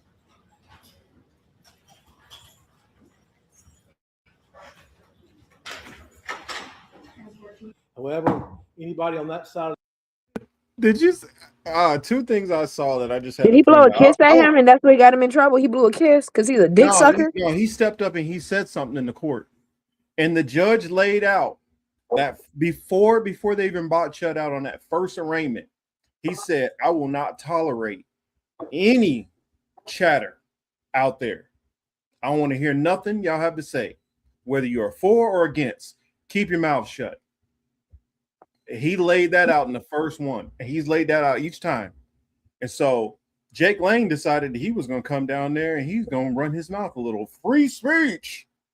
Keep in mind, this dude actually went to prison for the January 6th stuff and was one of the people who got pardoned by Trump. And just for him to go out and be causing all this problem. Now, keep in mind, this dude tries to pretend I'm a white Christian who's actually Jewish, who out there cosplaying this white Christian role and fomenting racism, and got in that court and start that. Now, when he turned back and looked, he really was like, "Oh, he's not playing. No, bitch. I thought I can say my comment and sneak out of here. Oh, he really gonna arrest me? Damn." And then when they took him back and he went past CHUD looked at him like, "Yeah, you idiot. They're not playing." He looked at him like, "Yeah, this judge is not playing with us." I don't know. Let me walk it back. See if y'all saw the same thing. Look at that look up. I saw it too. He looked up and was like, "No, he looked bro." at him like, "Bro, abort."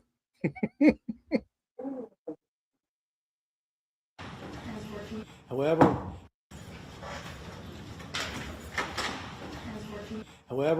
anybody on that side of the bar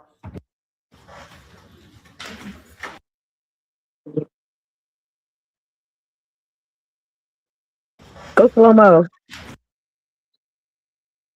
See that look on his face, like, I did not tell you to say shit. He looking at him like, I ain't tell you to say shit.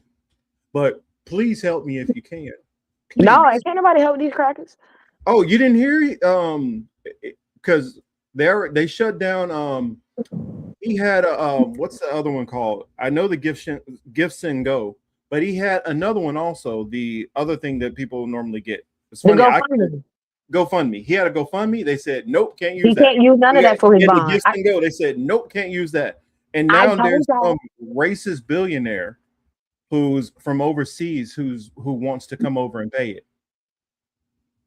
I told y'all 3 shows ago, when this shit started, and I said, yeah, he cheddar bobbed himself. I said, wouldn't it be wild? All that money he raising, he can't even bond out. And sure to fucking up, all that money he raised can't fucking bond out. Told y'all asses. I'm gonna have to reclip that.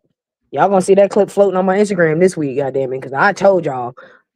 Bro. I'm so excited for that. But like, you gotta, and that, there we go. Back to the original comment at hand when Obor was like, oh, you know what I'm saying?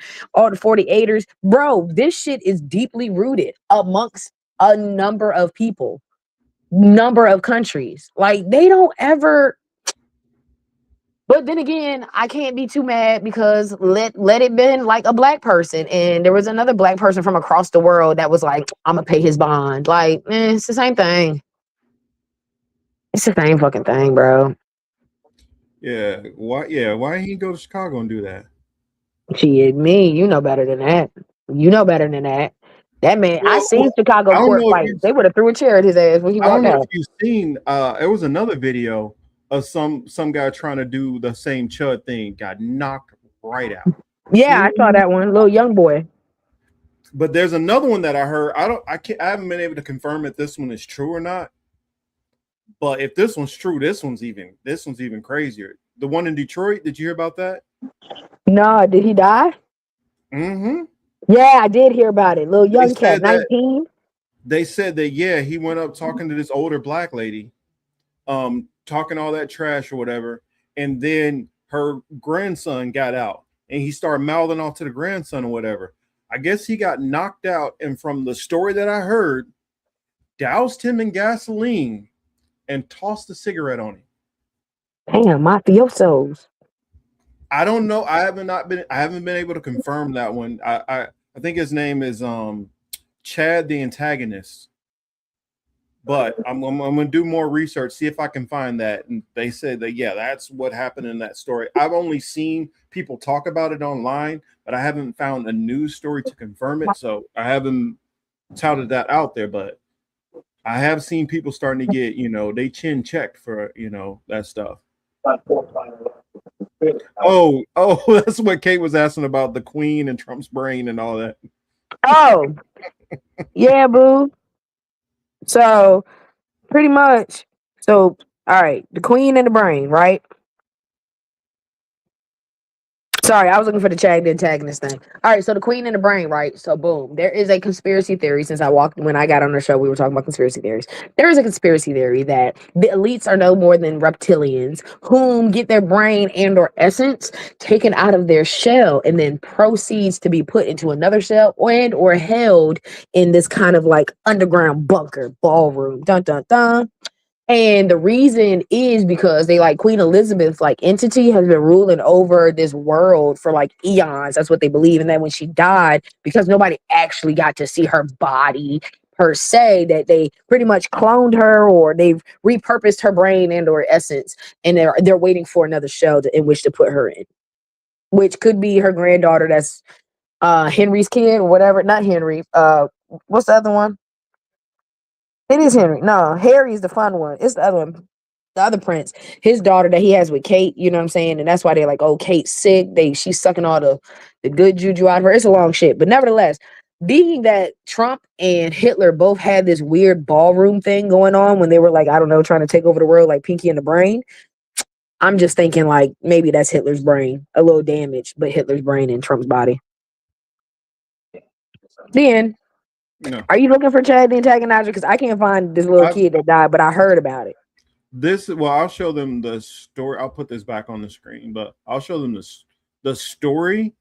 I have not been able to find it, so I'm thinking it's probably fake. But this is the story that they were talking about. Chud the Builder, copycat, Chad the antagonizer dies after targeting an elderly woman on live stream. And I'm like, I don't know where this story is at. I can't find it anywhere.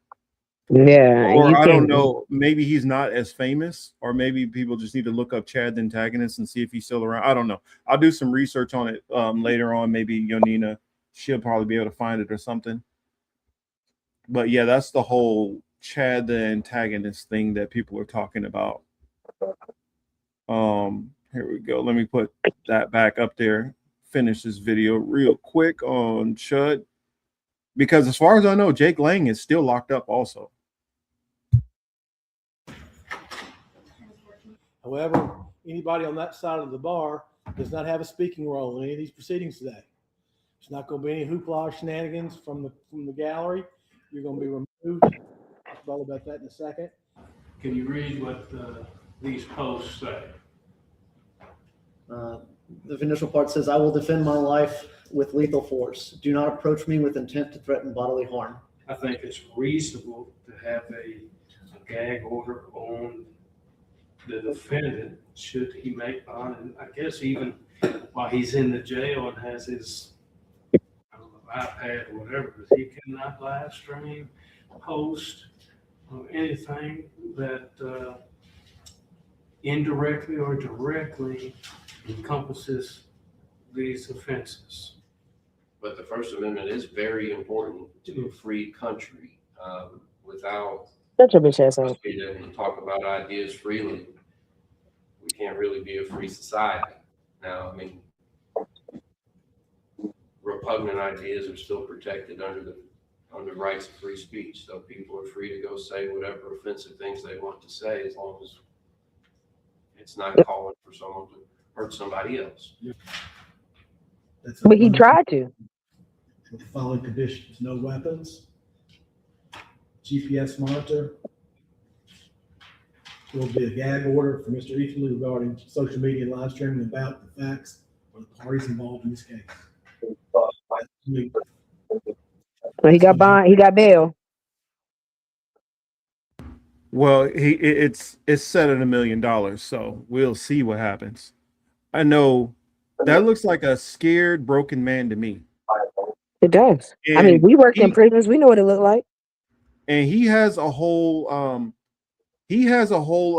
team of people out there who I feel like are making things worse for him. Which they probably just need to just shut the hell up. They're out there, trying to harass people and say, "Oh, this is a freedom of speech." It's not a freedom of speech issue.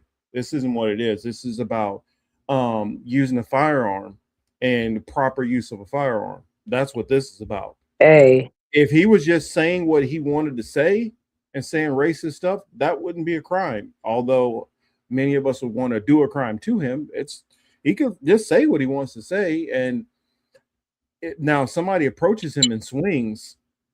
Now he has a right to defend himself physically, as in using his hands, force for force. You throw a punch, you match it with a punch. He could have even pulled the gun and said, "Back up, back up, back up. Don't." Even did that. But he fired 7 times. Tried to bribe himself, and that's what he get. And one of them shot himself in the arm. That is not self-defense. That is also not good gun training. Like, who the fuck are you to even have a weapon and you don't know how to not point it, I don't know, at yourself, dummy? Well, and part of this is another reason why I don't know why he would get, like, if I was his judge, he wouldn't have got bond. And I'm gonna tell you why I don't feel CHUD the Builder should be released. The reason why is he knows that. See, a lot of people keep saying, "Oh, he's facing up to 60 years. He's facing up to 60 years." You guys didn't pay attention to what the judge actually said when he started listing the charges and the amount of jail time that he can get. He said for the attempted murder, a minimum of about well, not minimum, but you could face up to around 60 years. But there were additional charges. Mm-hmm. The additional charges were, how I was counting it, was 60 years, 6 years, 15 years, 15 years. Mm-hmm. So we're looking at, let's say for instance that he got hit on all those. Let's say he got hit for the full 60. He still got If another he got 36. convicted, it's a minimum of another 6 years for, I think, what was it, the brandishing of the firearm. Then there's another one for the aggravated battery. I mean, these different charges were like 15 years, 6 years, 30, 36, and 60. Let's do the math. Was that 96 years? So that's what I'm saying. He could face more than that. Let's say, for instance, they don't hit him for a full 60. Let's say, you know what? Let's say that we're not going to hit him for that, and it gets charged. Well, no, they only charge him with that, so it can only be one or the other. I would have actually put in attempted manslaughter charge also. The reason why is because if you get a not guilty on the attempted murder, you could possibly get him for the attempted manslaughter. In which the attempted manslaughter would still be probably in Tennessee another 20 also. So if you did miss on the 60 and you hit him with the 20, and then he gets hit on that other 6 and that other 15, you still looking at a good 30, 40 years. Oh, the Detroit story is allegedly fake. Okay, thanks. I figured you know. Good luck. But I see common sense. Glad to see you. Says howdy nerds. We're happy to see you also. But another thing about that CHUD situation is with the whole situation. If he does get locked up, good luck for him once he gets to actual, out in the prison. Okay. Because right now he's in jail. He's in pretrial. They're going to watch him and all kind of not let nothing happen to him. But once he and nobody's really trying to do anything in pretrial. And the reason why most people are not trying to, because they think they can still get out. Well, also they're in the same situation you are. They're still going to trial on their charges. This is, they just got these charges, so they're trying to beat their case. If they go and beat you up, attack you, do anything like that, that messes with their charges. They could actually, not beat their case and end up being locked up. So it could be the difference of freedom for them or being locked up if they do anything to him. But let's say he does, and he's been held in a pretrial situation. Sometimes in certain states, because of how the overcrowding works, you might be held in a penitentiary while you're going through trial. So if you were in certain parts of California or New York, for example, you could be held in Colorado or even Virginia. There's some places where you're actually being held in actual prison before your case. Out here, you can be held in Sing Sing, or you can be held in Pelican Bay. You can be held in places that are actual penitentiaries. Now, when you're sitting in those situations, you can get now you got people who you got lifers and stuff in there. These people don't give a damn. Uh-oh. What if he's not even like really racist, y'all? I don't think he probably is. I think he's somebody who's mad because a couple of black people did stuff that affected him. He said one thing out of anger, trying to, rage somebody else. Yeah. He lost his job behind it. Actually, it was white people who started the campaign to call on him and made him lose his job with the contracting company or whatever that he was doing.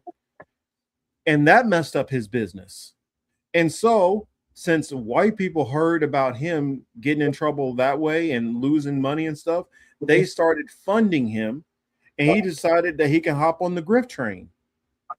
That's what I think it is. It's all a grift. So you don't even. So you Dude, don't he even was think he's really racist? Because I don't think he's really racist. he was getting his back blown out by a black woman. Ooh, child. He like pegging. He looked like it. He looked like the type of like She that shit. said she was hitting him with the big stuff too. God, dog. Why is he like that? Digging deep. And CHUD is not a little guy. CHUD is like 6'4", 6'5". Yeah, I know. So he's probably messing with a Neanderthal bitch. And, Oh, 6'8" and shorty. if you see the pictures of CHUD before the mustache, he look a little on the soft side. Well, obviously he's soft as hell. I ain't never met a hard nigga that couldn't shoot. Am I lying, Marcus? Because I mean, you served in the Navy. No pun to you, but you served in the Navy. You served with some soft ass niggas, but them niggas could still aim a gun. Yeah, I mean, you in the Navy, you got from the weakest of the weak people in there to some of the coldest, dangerous motherfuckers that you can run across. Some of the baddest men on this earth. Marcus is one of them, y'all. Y'all just don't know. He got a secret identity. I'm waiting for them to activate his ass with his special word. Nah, I'm not much. I did just a bunch of maintenance most of the time when I was But in. yeah, you got like I done seen some pussy ass motherfuckers that could still shoot a gun correctly, but I ain't never seen a motherfucker that can't shoot a gun not be a pussy. Does that make sense? I had a decent shot. I mean, decent. I mean, would you shoot yourself in the fucking arm, Marcus? I don't think you did Hell that. no. All right then. Hell, if it was I'm just saying, if it was a situation that I was in where I feared for my life and I had to pull the trigger and I fired 7 rounds, you better believe at least 6 of them are center of mass. Unless this dude was out there pulling Neo. Cause like I'm hitting you at least. I'm not saying I'm even 6 out of 7. I know I'm gonna at least get 4 out of 7. 4 of them shits is hitting. And 3 of them might be center mass. We're talking close We're range. talking close range. Nigga, get me in the slip on your bitch ass. I mean, I know from just practicing on the range, I could shoot at a much farther distance doing speed drills and hitting at a much higher percentage than that. I mean, I don't think I've ever had it, especially with a handgun. I don't think I've ever shot below like 92%. And that's shooting from, kneeling position, prone position, talking about at least, up to about 20 yards. So if I'm able to hit from 20 yards, there's no way that I'm missing somebody who's 5 feet away from me. No, because I was about to say the same thing. You know, they make that's not even aiming. They make you do that shit in prison, in the prison training to be a CO. You know, they make you do kneel, prone, and close range. Yeah, no, I did not miss. And anybody, even if you're just pulling from the hip, quick draw, you should be able to quick draw without lining up your sights and be able to hit a center of mass target 5 feet away. I don't understand that at all. And also, when I worked armored truck, I used to literally practice quick draw drills every night, because I was not going to be the dude who got caught in that situation. And no. And then I had proficient training with handguns, rifles, and long weapons, and I've shot some pretty big things. I'll say that. I mean, hell, I went to school for 50 cal and 25 millimeter as an operator and a tech. Oh yeah, Kate. Yeah, they're gonna silence that comment. You start talking about Kennedy.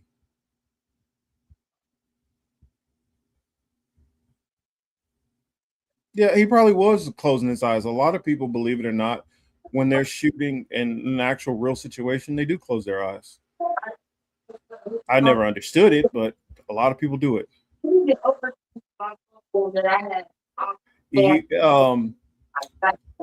Michael, you said this is why I've always hesitated about owning a gun. We can learn to shoot, but mental health is another story. The thing about owning a gun and firing a gun, you need to understand to respect that this thing can maim and kill. and that's what it's designed to do. Oh. And you need to understand, if you're not going to be able to be responsible with this thing and only use it in a must-need situation, or you don't feel like you're going to be in a situation that's a must-need situation, you don't even need to have it near you, have it all. So I don't fault people for not having guns, but if you're going to have it, you need to respect it. You need to train with it. Yeah. You need to make sure you properly secure it. You need to do all your proper maintenance on it.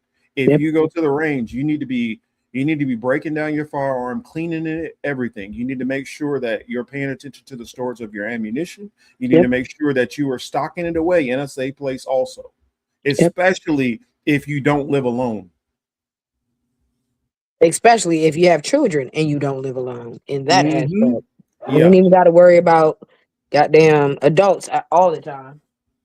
I know when I was with an ex who had a kid, I eventually sold my weapons that I had. Well, I was keeping them in storage at first, but then eventually sold them because I was like, I don't feel comfortable keeping guns in a house with kids.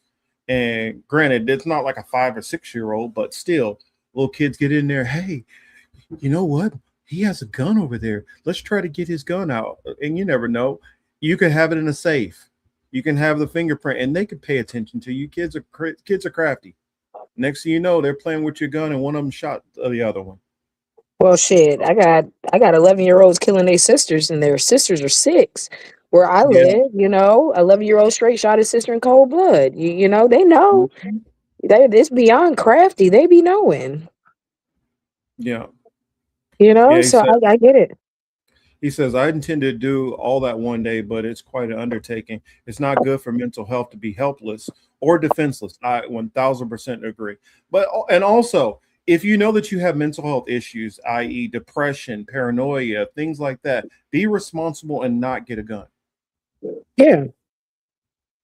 I have plenty of buddies which have really bad PTSD, which I would not feel comfortable with them having a gun because they're far too trained and far too deadly if they do have a snap. So, but yeah, on the Chud the Builder situation, I think I don't see them throwing the book at him and sending him away that as long. But also, that's what I was going to say. There's no way I would let him out on bail, though. No way. Did you hear what he had in his house, too? No, what do you got in his house?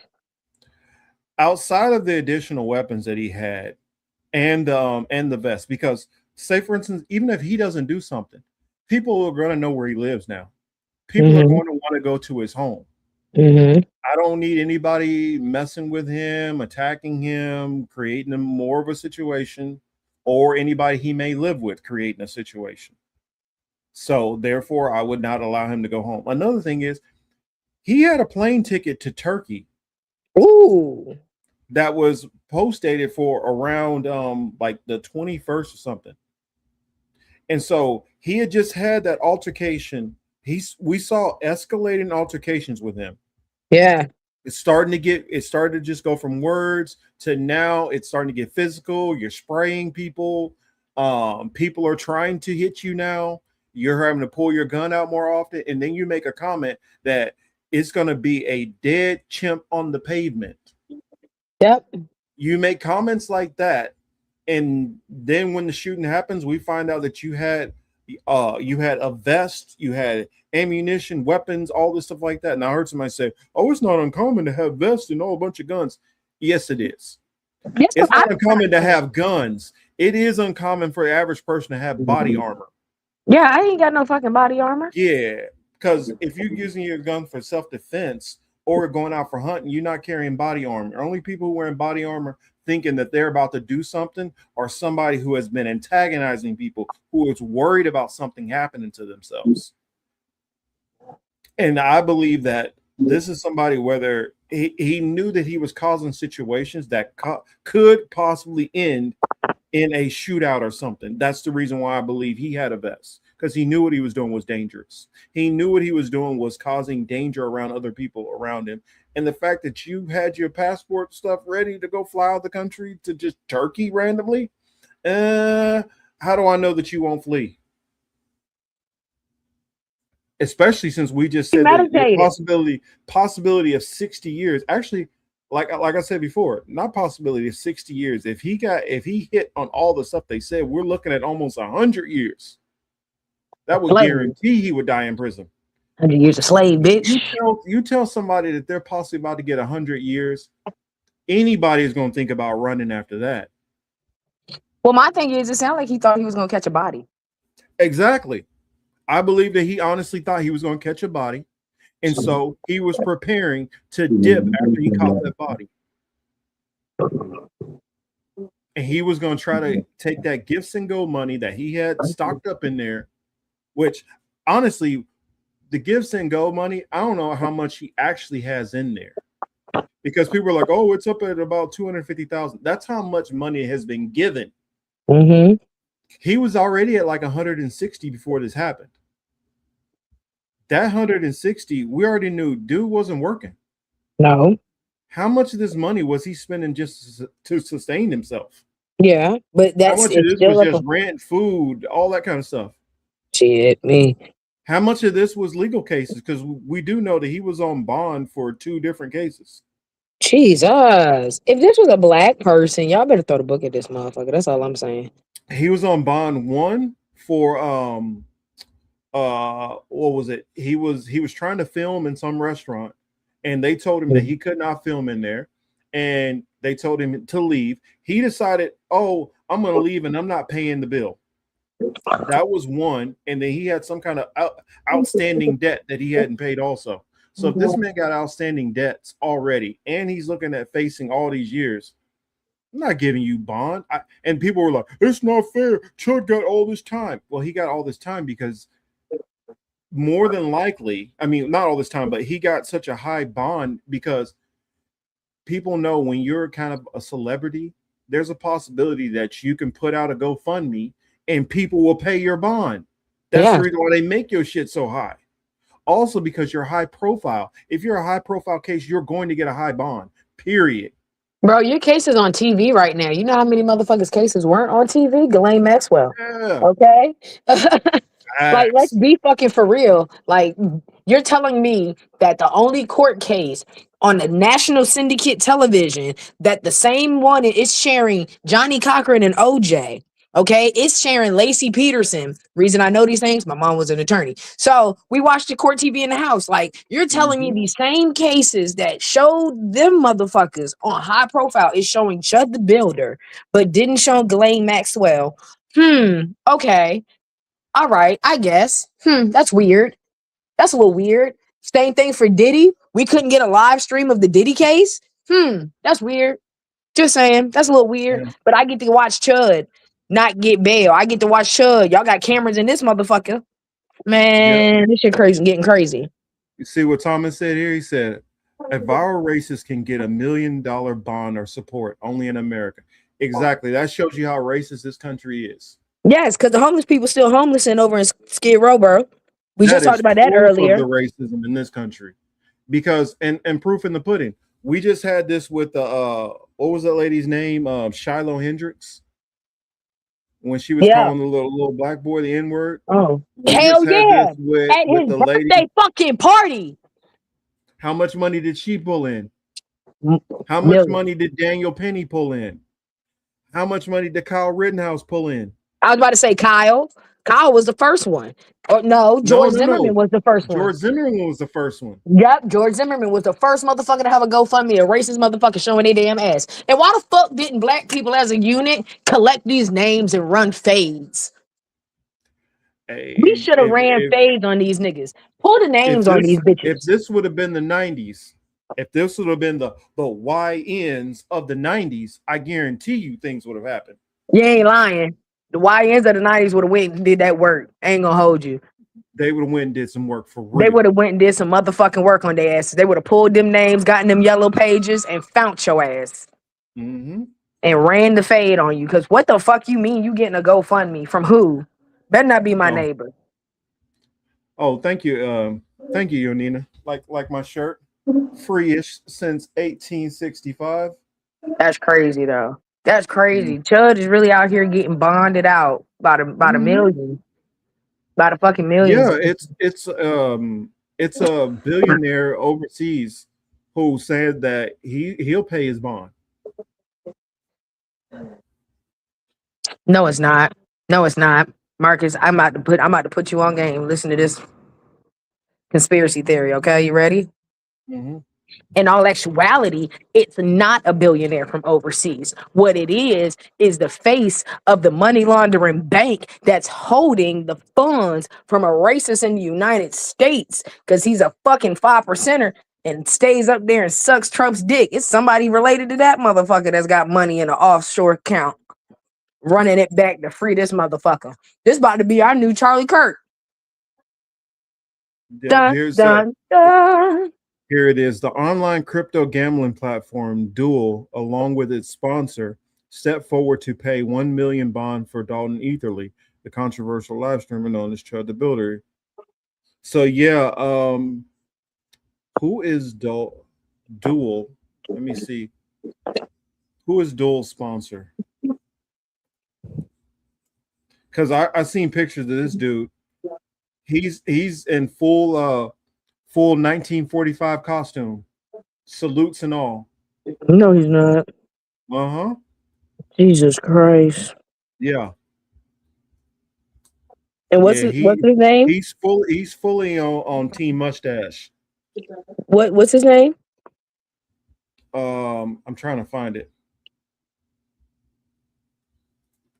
Let's see, crypto. And the name of the crypto is called what? Dual sponsor. Yeah. Y'all ain't read through that shit. This sounds like a 007 movie to me. Dual sponsor, that means two people is inside of this crypto thing. So who's the second person? And I put money, it's probably an American. Defense Secretary Hedgepeth is actually co-founder of Dual Sponsor with the weird nigga that's about to get shut out. Maybe they had to make a new Charlie Kirk quick, ain't it? I put money. I bet anybody is that CHUD is officially, the new Charlie Kirk. I put money on it. Nah. You don't think so? The reason why is because Charlie Kirk was a lot better at hiding and covering the racism. They don't give a fuck, Marcus. The ballroom is almost done. Where have you been? Where are you at on the blueprints of the takeover, bro? Catch up. We are on step 59. You still back there on 42? Come on, man. The schizophrenics and the conspiracy theorists have already passed this shit. I don't think they need a Charlie Kirk anymore. Yeah. Okay. Because they got the Myrons and all them. They already got their. They say, you know what? We don't need the closeted racist one. It's now for the outright just racist. Well, obviously they're getting rid of black votes. They're what the fuck is it called? Gerrymandering. Yes, thank you. They're gerrymandering. I don't know why I second guess that word every time I think of meandering. But anyway, they're gerrymandering shit right now. They're changing up districts. They're moving districts around. They're taking votes away. It's like, bro. But keep in mind, the numbers are not in their favor. They only got probably another 15 more years before most of those boomers who are holding this up, most of them start checking out. Jesus Christ. 15 years. I'm not trying to be too dark. I'm not trying to be too dark, and I'm not trying to dark. And apologies to my boomers who listen. I'm not wishing badness on any of y'all. I'm just saying the numbers of the people who are holding up this power structure, many of them are starting to check out, and will be checking out. Fuck all that shit Marcus is talking about. Dying is cool, bro. Go to the light. You know what I'm saying? Don't think of it dark. It's not dark, Marcus. You gotta think positive. You gotta be thinking big, Marcus. Come on now. Going to the light is actually pretty dope. Your body releases DMT. You get to go on this cool ass like cosmic ride. You get to meet the Greys. You feel me? You get to go do all types of wild shit. Let go and let God, baby. Thanks, baby. Because y'all are terrible. Night bad cookies. Yeah, y'all is terrible. Like, y'all is running our country into the ground. I think it's time for y'all to go give Jesus a headache. Okay? Because you're kind of pissing me off at this point. out here just making bad decisions for women and all that other stuff. You're right, John. But the thing John. is, they don't have the numbers anymore. The numbers is what I'm talking about. Baby boomers are still the largest generation. Once you lose them numbers, it makes a difference. Also, some of these boomers, once they start passing this money down, that money's going to start going into other hands. It's going to go into that kid's hand, which don't think the same way anymore. It's gonna take a while. It's like 2 generations. Well, I mean, shit, they don't wrote out enough of they mixed baby making grandsons about the wheel by now. Keep that in mind. They don't wrote enough out. That's true. Some of them have, but some of them are still got them in there. But yeah, man. No, they already against them. It's just it's not going to matter because China. They working on a different level. Like we got people who are just honestly what it is. It's like money bags just fell on the ground, and these rich people are just trying to grab anything they can as fast as they can. Yeah, that's what we got going on here. They're actually strategic when you start dealing with a lot of these Asian countries. They're strategic, and we're not, and that's going to be the difference maker. Fuck all of that. Did you just see that article where they said that the Chinese got pigeon-looking drones? Oh no, Marcus. Anyway, hey guys, hey y'all. China has pigeon-looking drones right now, y'all.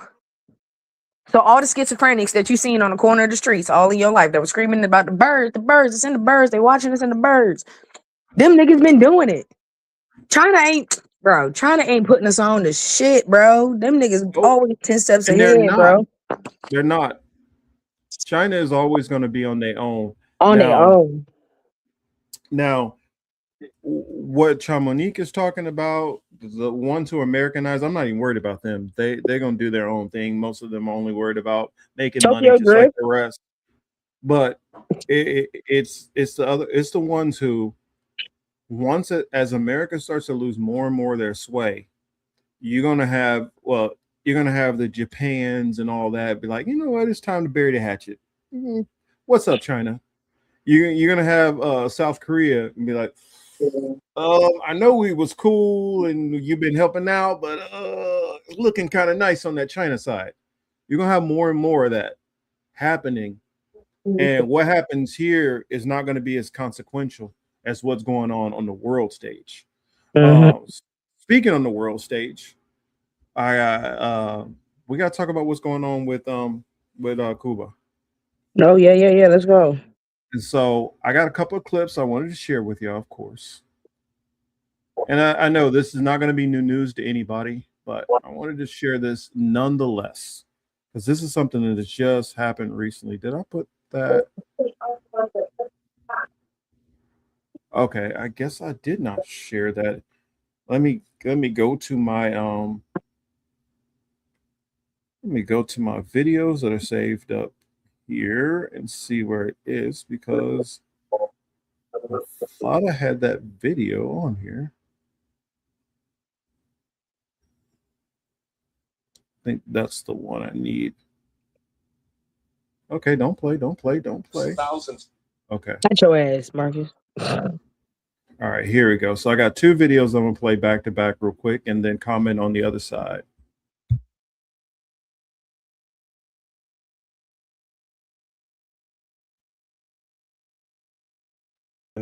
Gathering outside the U.S. Embassy in Havana today, protesting the decision to indict former President Raul Castro.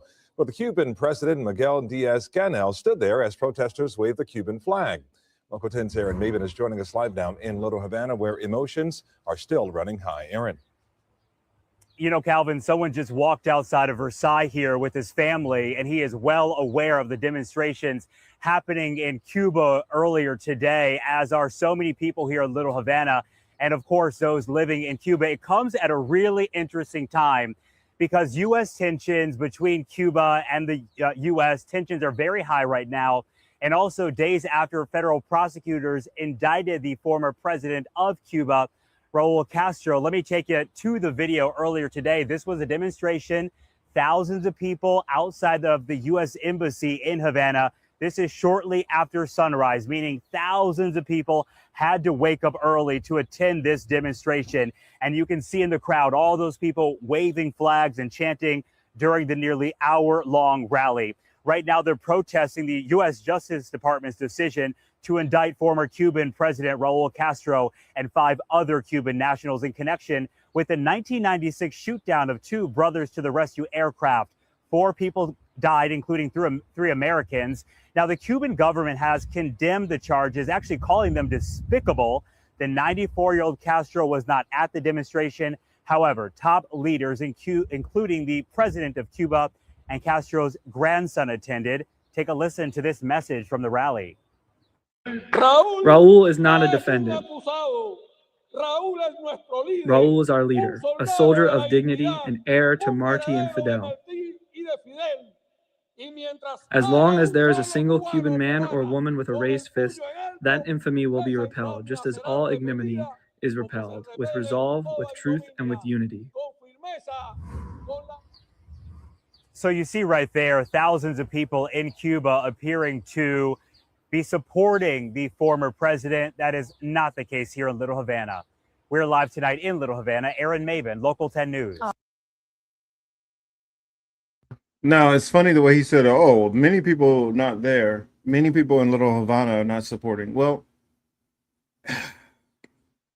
there's reasons why. There's whole political things that are being left out of that whole dichotomy, which a lot of the people who are in South Florida, Cubanos in particular, a lot of them went in to Miami way back when, and they were never with the whole the Castro government.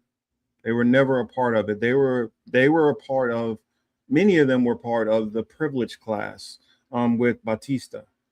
Many of them were Batista supporters, and that's how they landed. So many of them were wealthy, and they didn't give a damn. They didn't give a damn about the problems that were going on within the island, within the country. And so they fled. So it's basically like literally having the left wing and the right wing. South Florida would be the right wing Cubans.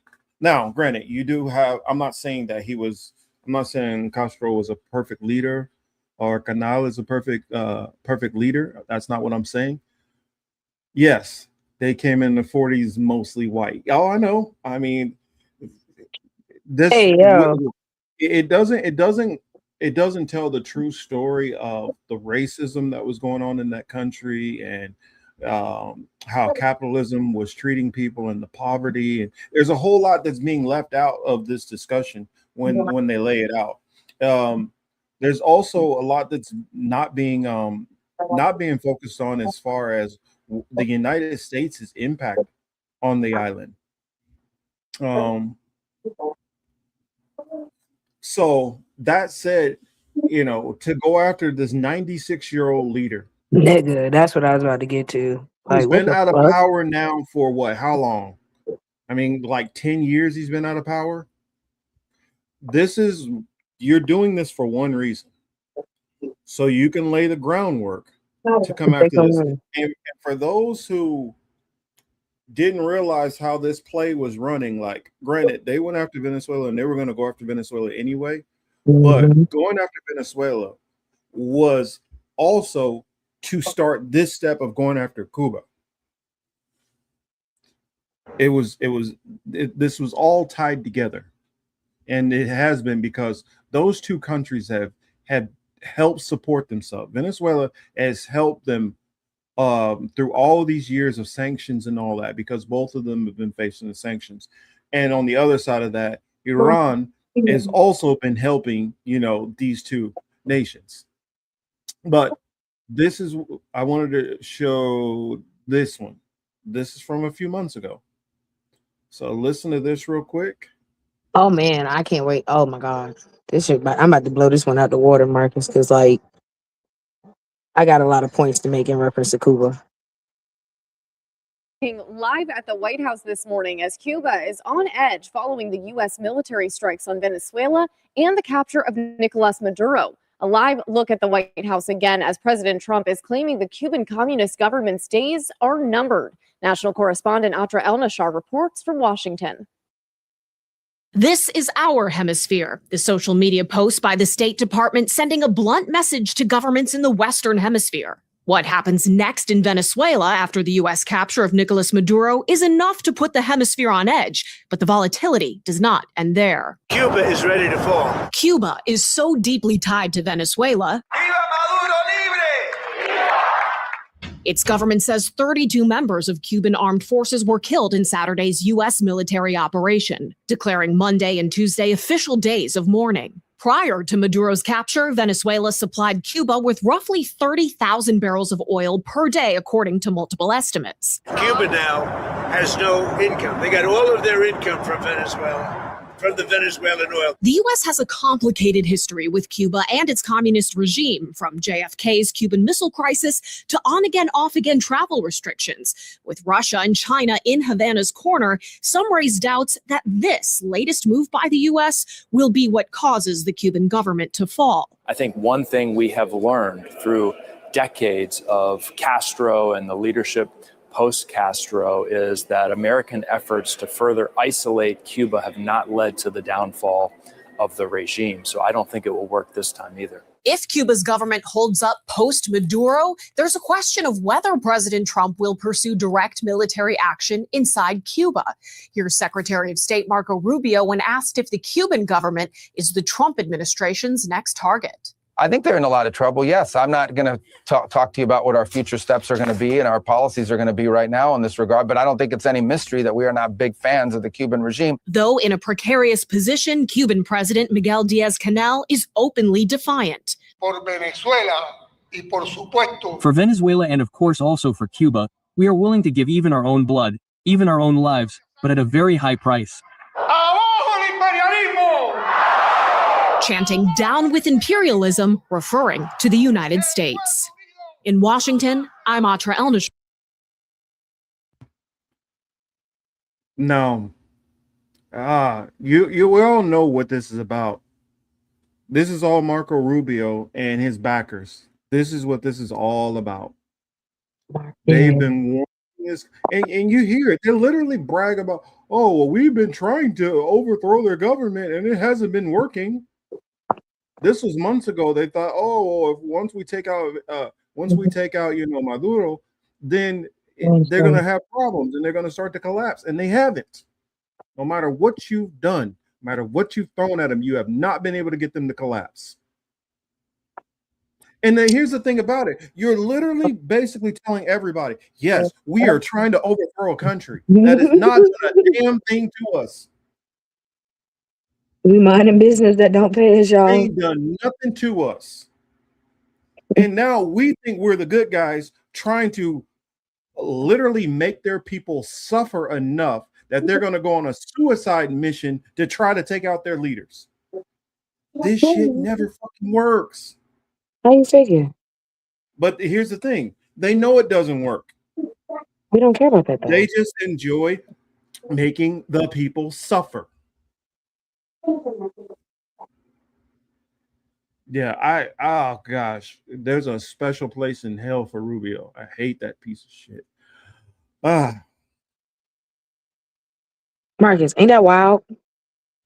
Mm-hmm. These are, but yeah, I'll land my plane there. But yeah, this is what's coming. They're doing the same, Venezuela play.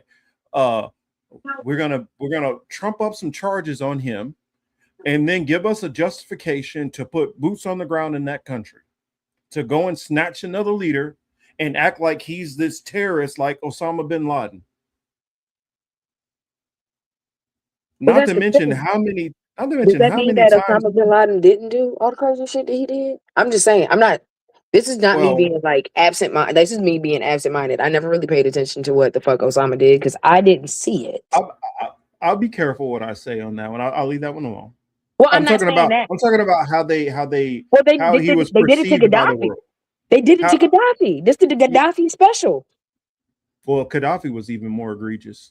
because Gaddafi was it was just egregious what they did to him. You get what I'm saying? Yeah. But that's the thing. Like, But do at they least paint a story good enough for us to think that they are on different levels, or are they still playing the same card, just different players? Like, no, it gets to a point. they at least played it up, you know.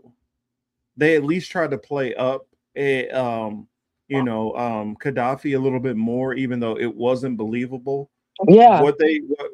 So Osama was different. Like, they had everybody like, yo, this is the devil incarnate right now.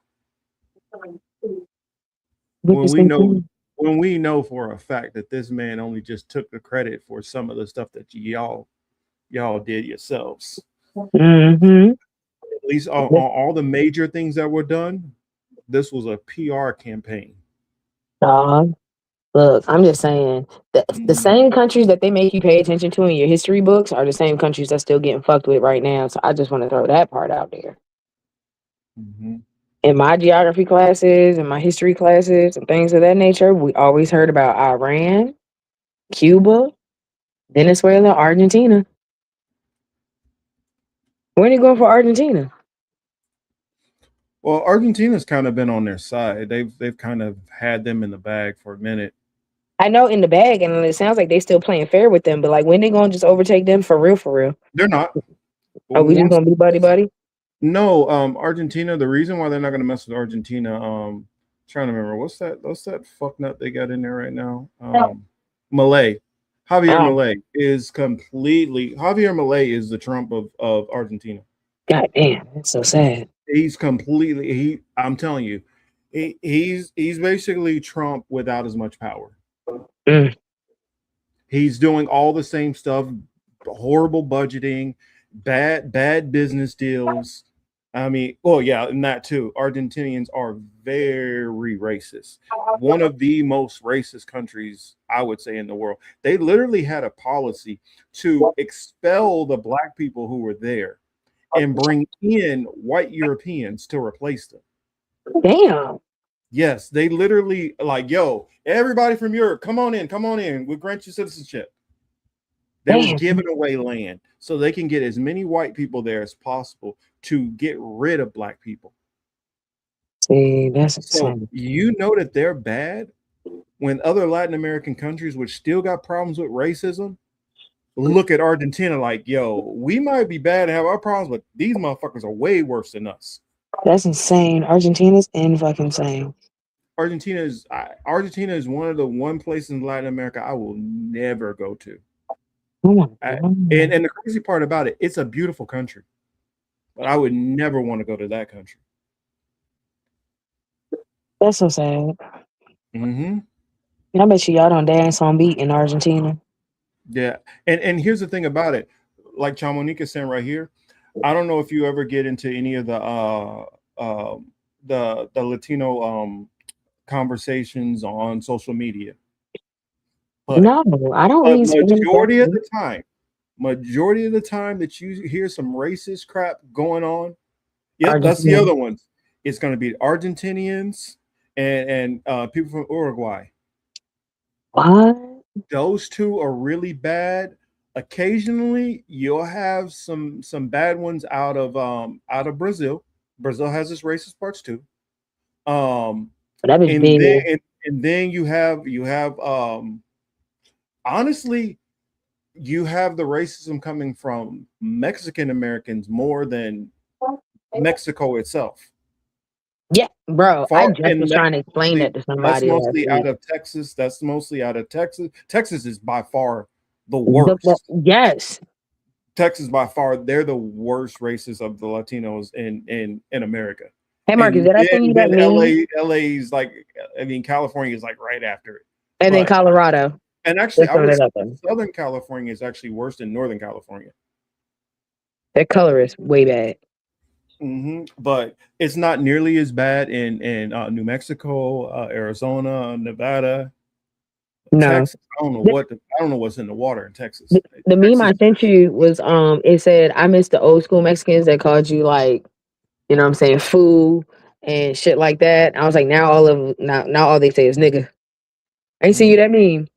Cause that's exactly how it was for me when I got Mexican American friends. Like, I'll never forget living in Colorado. There's so many Mexican Americans out in Colorado, and like I speak Spanish fluently, but I can't read Spanish fluently. So like if I go to like the the Latin market or something like that to get like specific vegetables and shit because they're cheaper, looking for soursop, I wouldn't know how to fucking read the shit of where I need to go. So I would try to speak Spanish to them, and they would fucking look at me dead in my face and speak English. And I'm like, bro, you heard what I said. Like I'll tell you, for instance, like in like Kansas City, it blew my mind because a lot of my friends I had a lot of Mexican friends growing up in Kansas City. Like close, like not only their friends, close with their parents too, like really close. And so it blew my mind when I heard like a couple of years ago that Kansas City started getting as racist as some of these other areas. And most of that I found is coming from people moving from Texas. Damn. They're coming from Texas or they're literally first generation immigrants. What if they fucking man plants, bro? No, I'm playing. I'm done with the conspiracy theories tonight. I'm playing. But why move to Kansas City? Like cheaper? It's cheaper to live there. Texas is getting overcrowded too. Cost of living is cheap, and plus there's like it's a direct pipeline that connects the two areas. And I'll tell you why. For one, a lot of people go back and forth from there. And like say for instance, you make it up to like Dallas. You know how close Dallas is to Kansas City? No, how close? 6 hours. Get the fuck out of here. That's how close it is. Oh my God. It's just a straight shot right down. Yeah, you go straight down Kansas and then straight through Oklahoma, then boom, you hit Dallas, which is North Texas. But the big tie to where a lot of that Mexican migration, especially going up through the Midwest, is tied to the railroad. Burlington, Northern Santa Fe. Their number one hub, their number one largest hub is, I believe, San Antonio.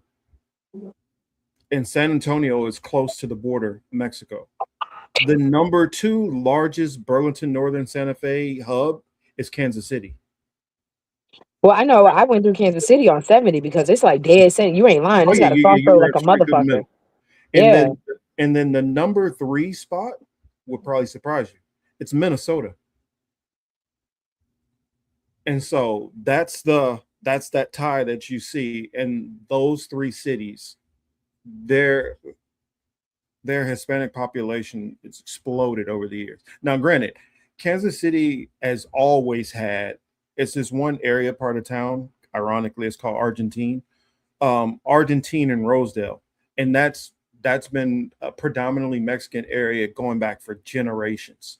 Like people literally been there from like, Mexican population's been there since like the early 1900s, late 1800s, have lived in this one area. And there was never no beef there. It's been the people who start coming, I want to say late 90s into the 2000s is where this new racism start coming in. They did it for the 99 and in 2000. Damn, it's crazy. So it's wild. You said Highway 30. It's K for us. It's not quite 25. It's 35. Yeah, 25 is in Colorado. That takes you all the way from 25 a little further over, but 35 takes you like straight up and down through all of that. Yeah. It'll take you from Texas all the way to Minnesota. That's crazy.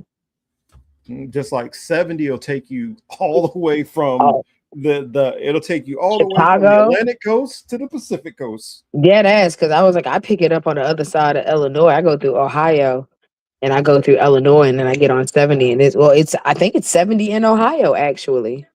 It is 70 goes through Ohio too. Okay, boom. Yeah, I go up and I go through 70. Where does 70 come out on the East Coast? What is 70? What is it? Probably it's not in Virginia. It's a little higher, isn't it? No, I think it's in Pennsylvania because I believe 70 goes into the turnpike. I think it turns into the turnpike, which gives you everything: Jersey, DC, Brooklyn.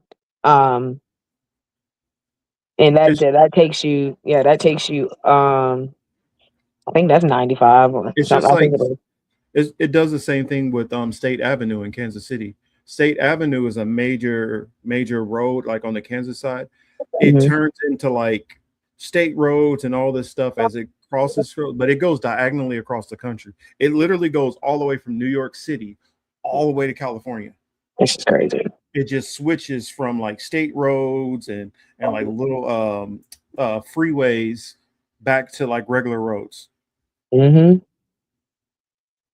That shit crazy. But yeah, Kansas City, I saw there was a lice urgent care in Kansas City. I stopped in Kansas City for like 45 minutes.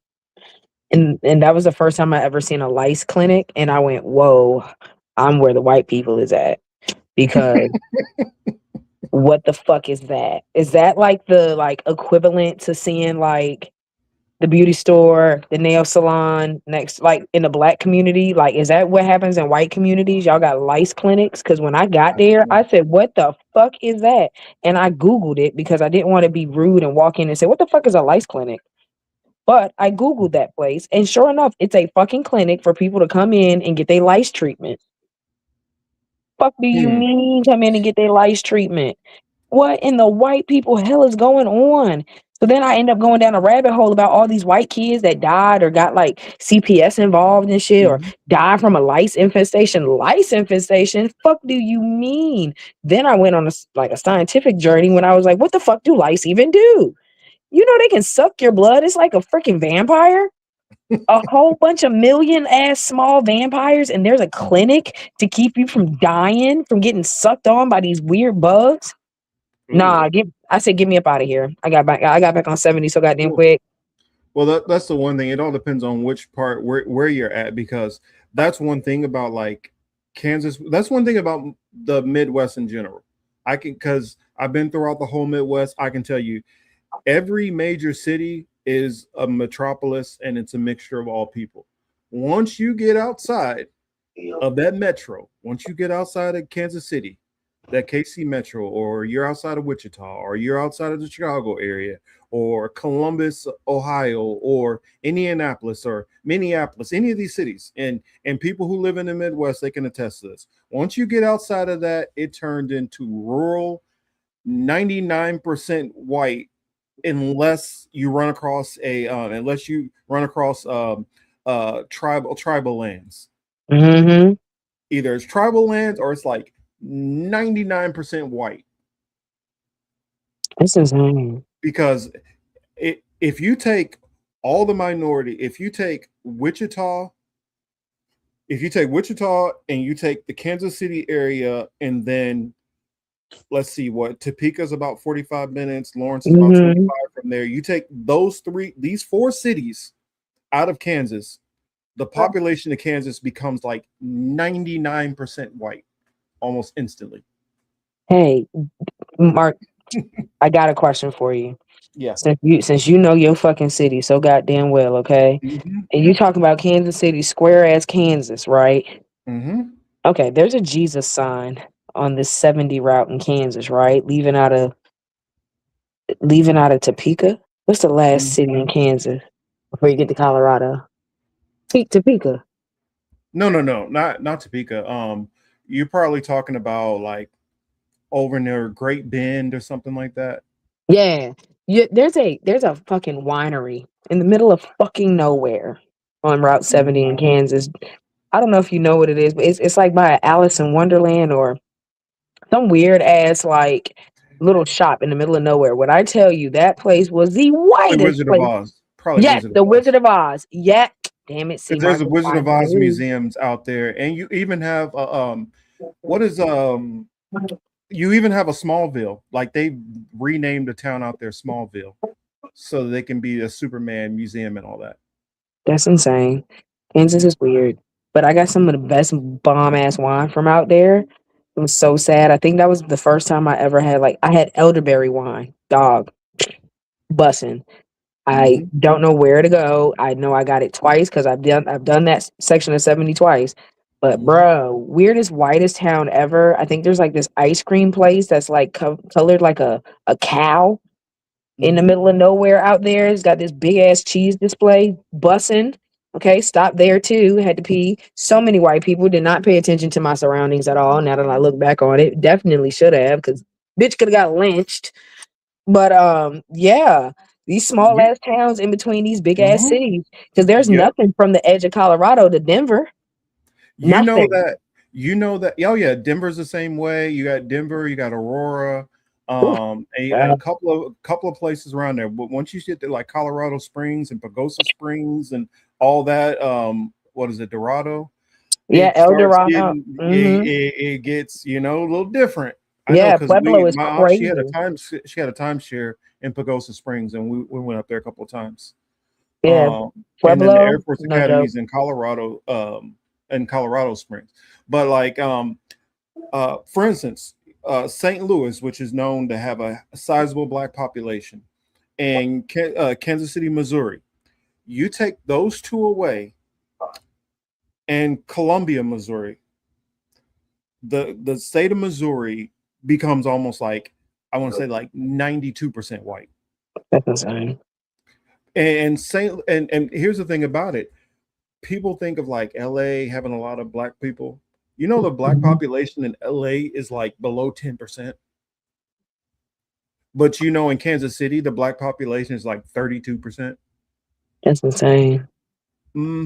And people think, oh, well, 32% is not a lot. Well, if you're from Virginia, yeah, y'all got some black towns that are over 100,000 with like, 75%. Only like Virginia, Maryland, places like that have that higher percentage. Even like Atlanta isn't as high. Atlanta's like 30 something percent. If you have more than 25% of a black population, you have a high black population in your city.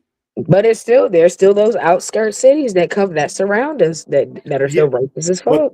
But that's all. Well, like in the South though, is the only place I've ever been that you have black rural towns.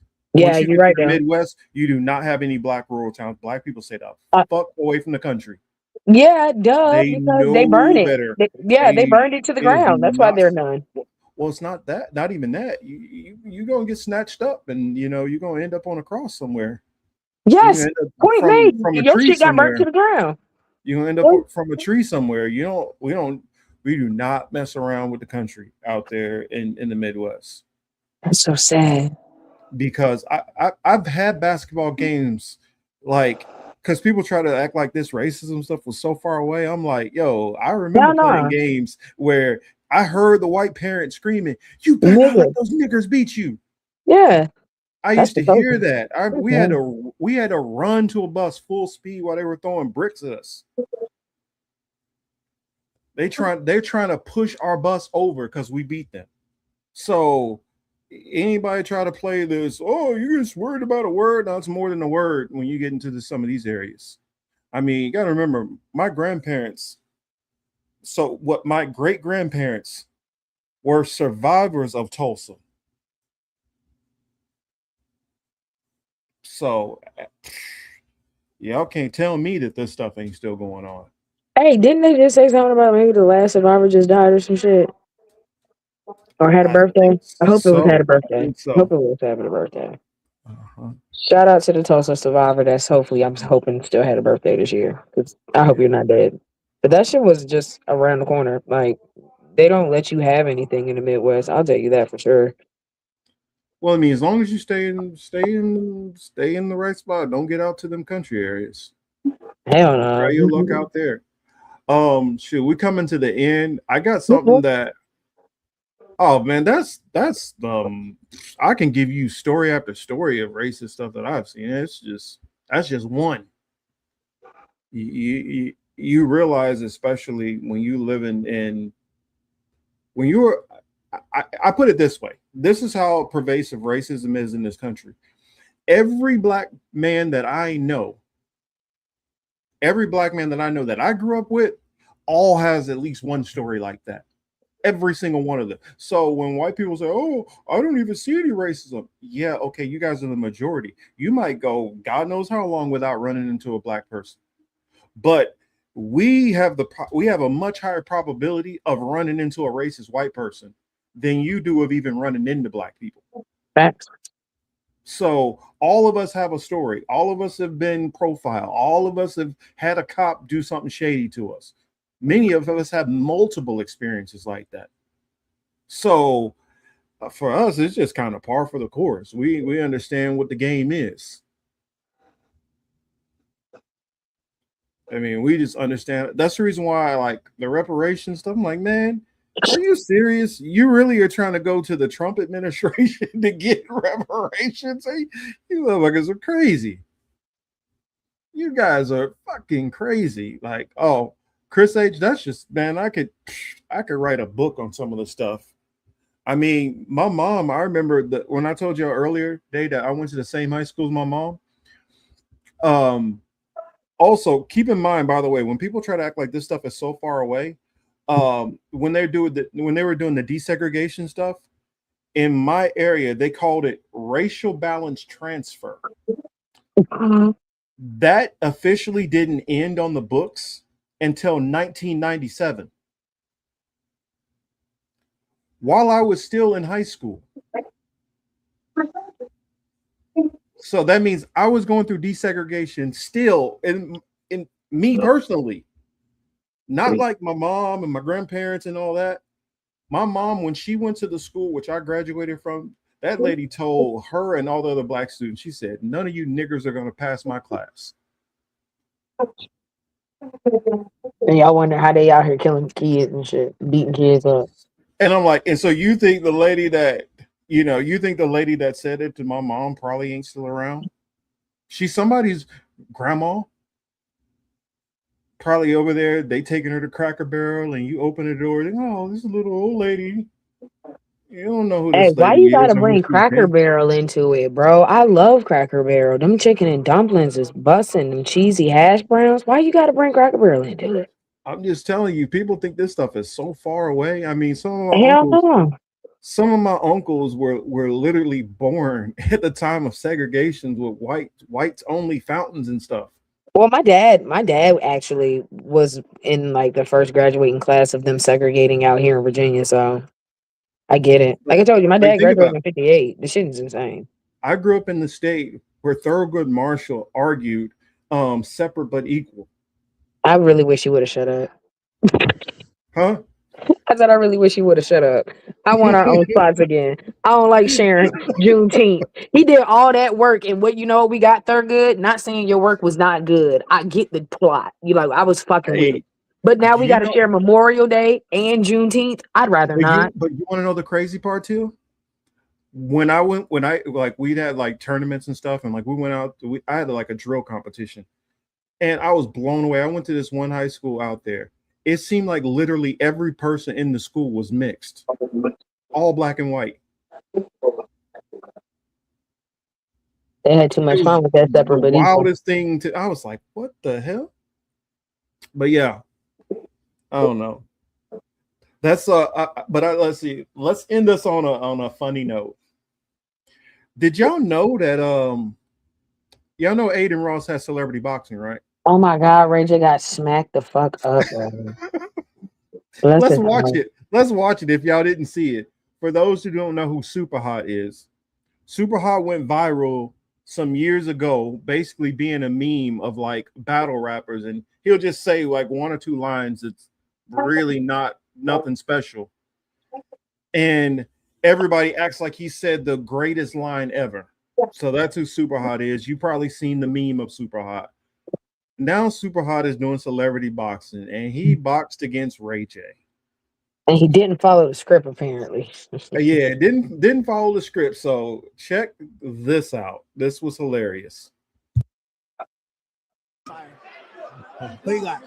I got the oh, he's yeah. Oh, okay. There it is. Oh, there it is. Oh, okay. All right, you want me to say you was fucking around? right, left. Okay. So he was just talking. Okay. Oh, wow. He was playing. I told you. Yeah, I think he's doing this for like check. Oh! I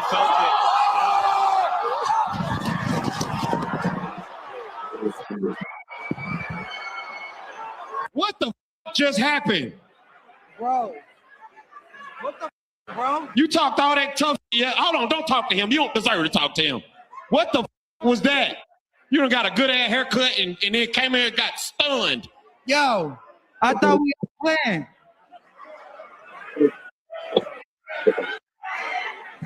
What the you just say? Hot, hot. Come on. Like a bro. Damn, bro. Like that? For real, man. That's janky as Say what you gotta say, man. I don't want to say too much because I don't want to get nobody in trouble, but damn, my we took a L tonight. We didn't take your ass was over here. You want me to show you what you did?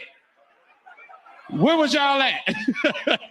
You were somewhere around this rain bed sign, and he took one punch. Hey, what? Ray J, this is professional, man. You can't just do it. I gotta talk to the nigga about. Y'all talk backstage. I ain't even gonna interview y'all. Super, come here. You see y'all talk backstage. So what do you think? Do you think it was staged? Yes. And he fucked it up. For real. I definitely think it was staged. I mean, I think all of it is. I know Mike Tyson's was for sure. And that's because I'm a Mike Tyson fan. Like, I love Mike Tyson. I love watching old Mike fights and stuff. I love watching how he boxed. He was amazing. He was so, like, method based, and like his fucking coach was amazing on him, like turned him into a fucking monster. So like I like boxing, that's my shit, but like I know it's all staged. Yeah. You know? I know. And like this for sure. Yeah, I gotta shout this one out. Thank you so much, Kate. Thanks, Kate. You're a boomer we like. Thanks so much at the Political Matrix and Teal. This was a great wrap-up of the week, plus appreciative that you gave so much context for each story. Thank you. We try our best. And I just knew it was so many stories. I just had to I was like, however long it takes, also got the day off. I can spend the time to really get these stories together. And so glad that I was able to do it. So glad you guys are here and took the time to listen. And that's all I have. Of course, if you guys know me, I can always find more, but I will say that I got some videos in the works that I want to do that I plan on covering on my break from the Matrix segments. So look out for that. I have that coming. And Till, anything that you want to break. Also, if you got anybody who wants to swing by and hang out with us, any content creators, let us know. If y'all want to do a collabo, let us know. But yeah, back to you, Till. Go ahead. Yeah, like last thing I wanted to talk about was do y'all research on them ticks? Because I know you've seen it pop up even more now, Marcus. Maybe your algorithm's just been listening to our conversations, but at the end of the day, go find out about them ticks, because that's what we really need to be focusing on next. Besides that, yeah, probably gonna catch me tomorrow on Steve's show because I don't have to work. So and wake up on Rumble and whatnot, because shout out Steve, shout out the guys Send me over the there. link just in case I decide to wake up and come on in there. Word, okay. Yeah, thanks for coming by the Political Matrix today, y'all. Thanks for listening to us rant and rave about the craziness of our world and substances that you're gonna have to call the 800 number about later on in life. Homeless people not getting houses. Weird, because $1 billion are going to fucking rioters. Weird. Yeah, thanks, y'all. We appreciate you. Hashtag free Cuba, because y'all, yeah, why the fuck? Oh, Marcus, I didn't get this off my chest real quick. Sorry. First off, before we go, bye, y'all, because this will be my last comment. But who the fuck do y'all think y'all are to want to charge a man that's 96 years old? What the fuck are you doing that for? This nigga's about to die. Suck his wrinkled ass balls. But you know what? Keep this in mind. The fact that he did do this, the fact that you did decide to put charges on Raul, what's good for the goose is good for the gander. Whenever your punk ass is out of office, Trump, I don't want to hear none of you Trumpers trying to play the, well, I mean, he's 83 years old. I don't want Hell, to hear it. no, I don't bro. want to hear it. I hope they get this nigga for every war crime he created, like real rap. I can't wait. I can't wait. I hope they can stop and foil the plan before he becomes a 007 villain. But No, yeah, I think he's gonna get all we have to do, honestly, is wait till the midterms. I honestly believe that. I'm not saying that there's somebody coming to save us and they're going to do all these great things. That's not what I'm saying. I'm saying that the Democrats will do what they've always done. They will mitigate some of the damage that's being done.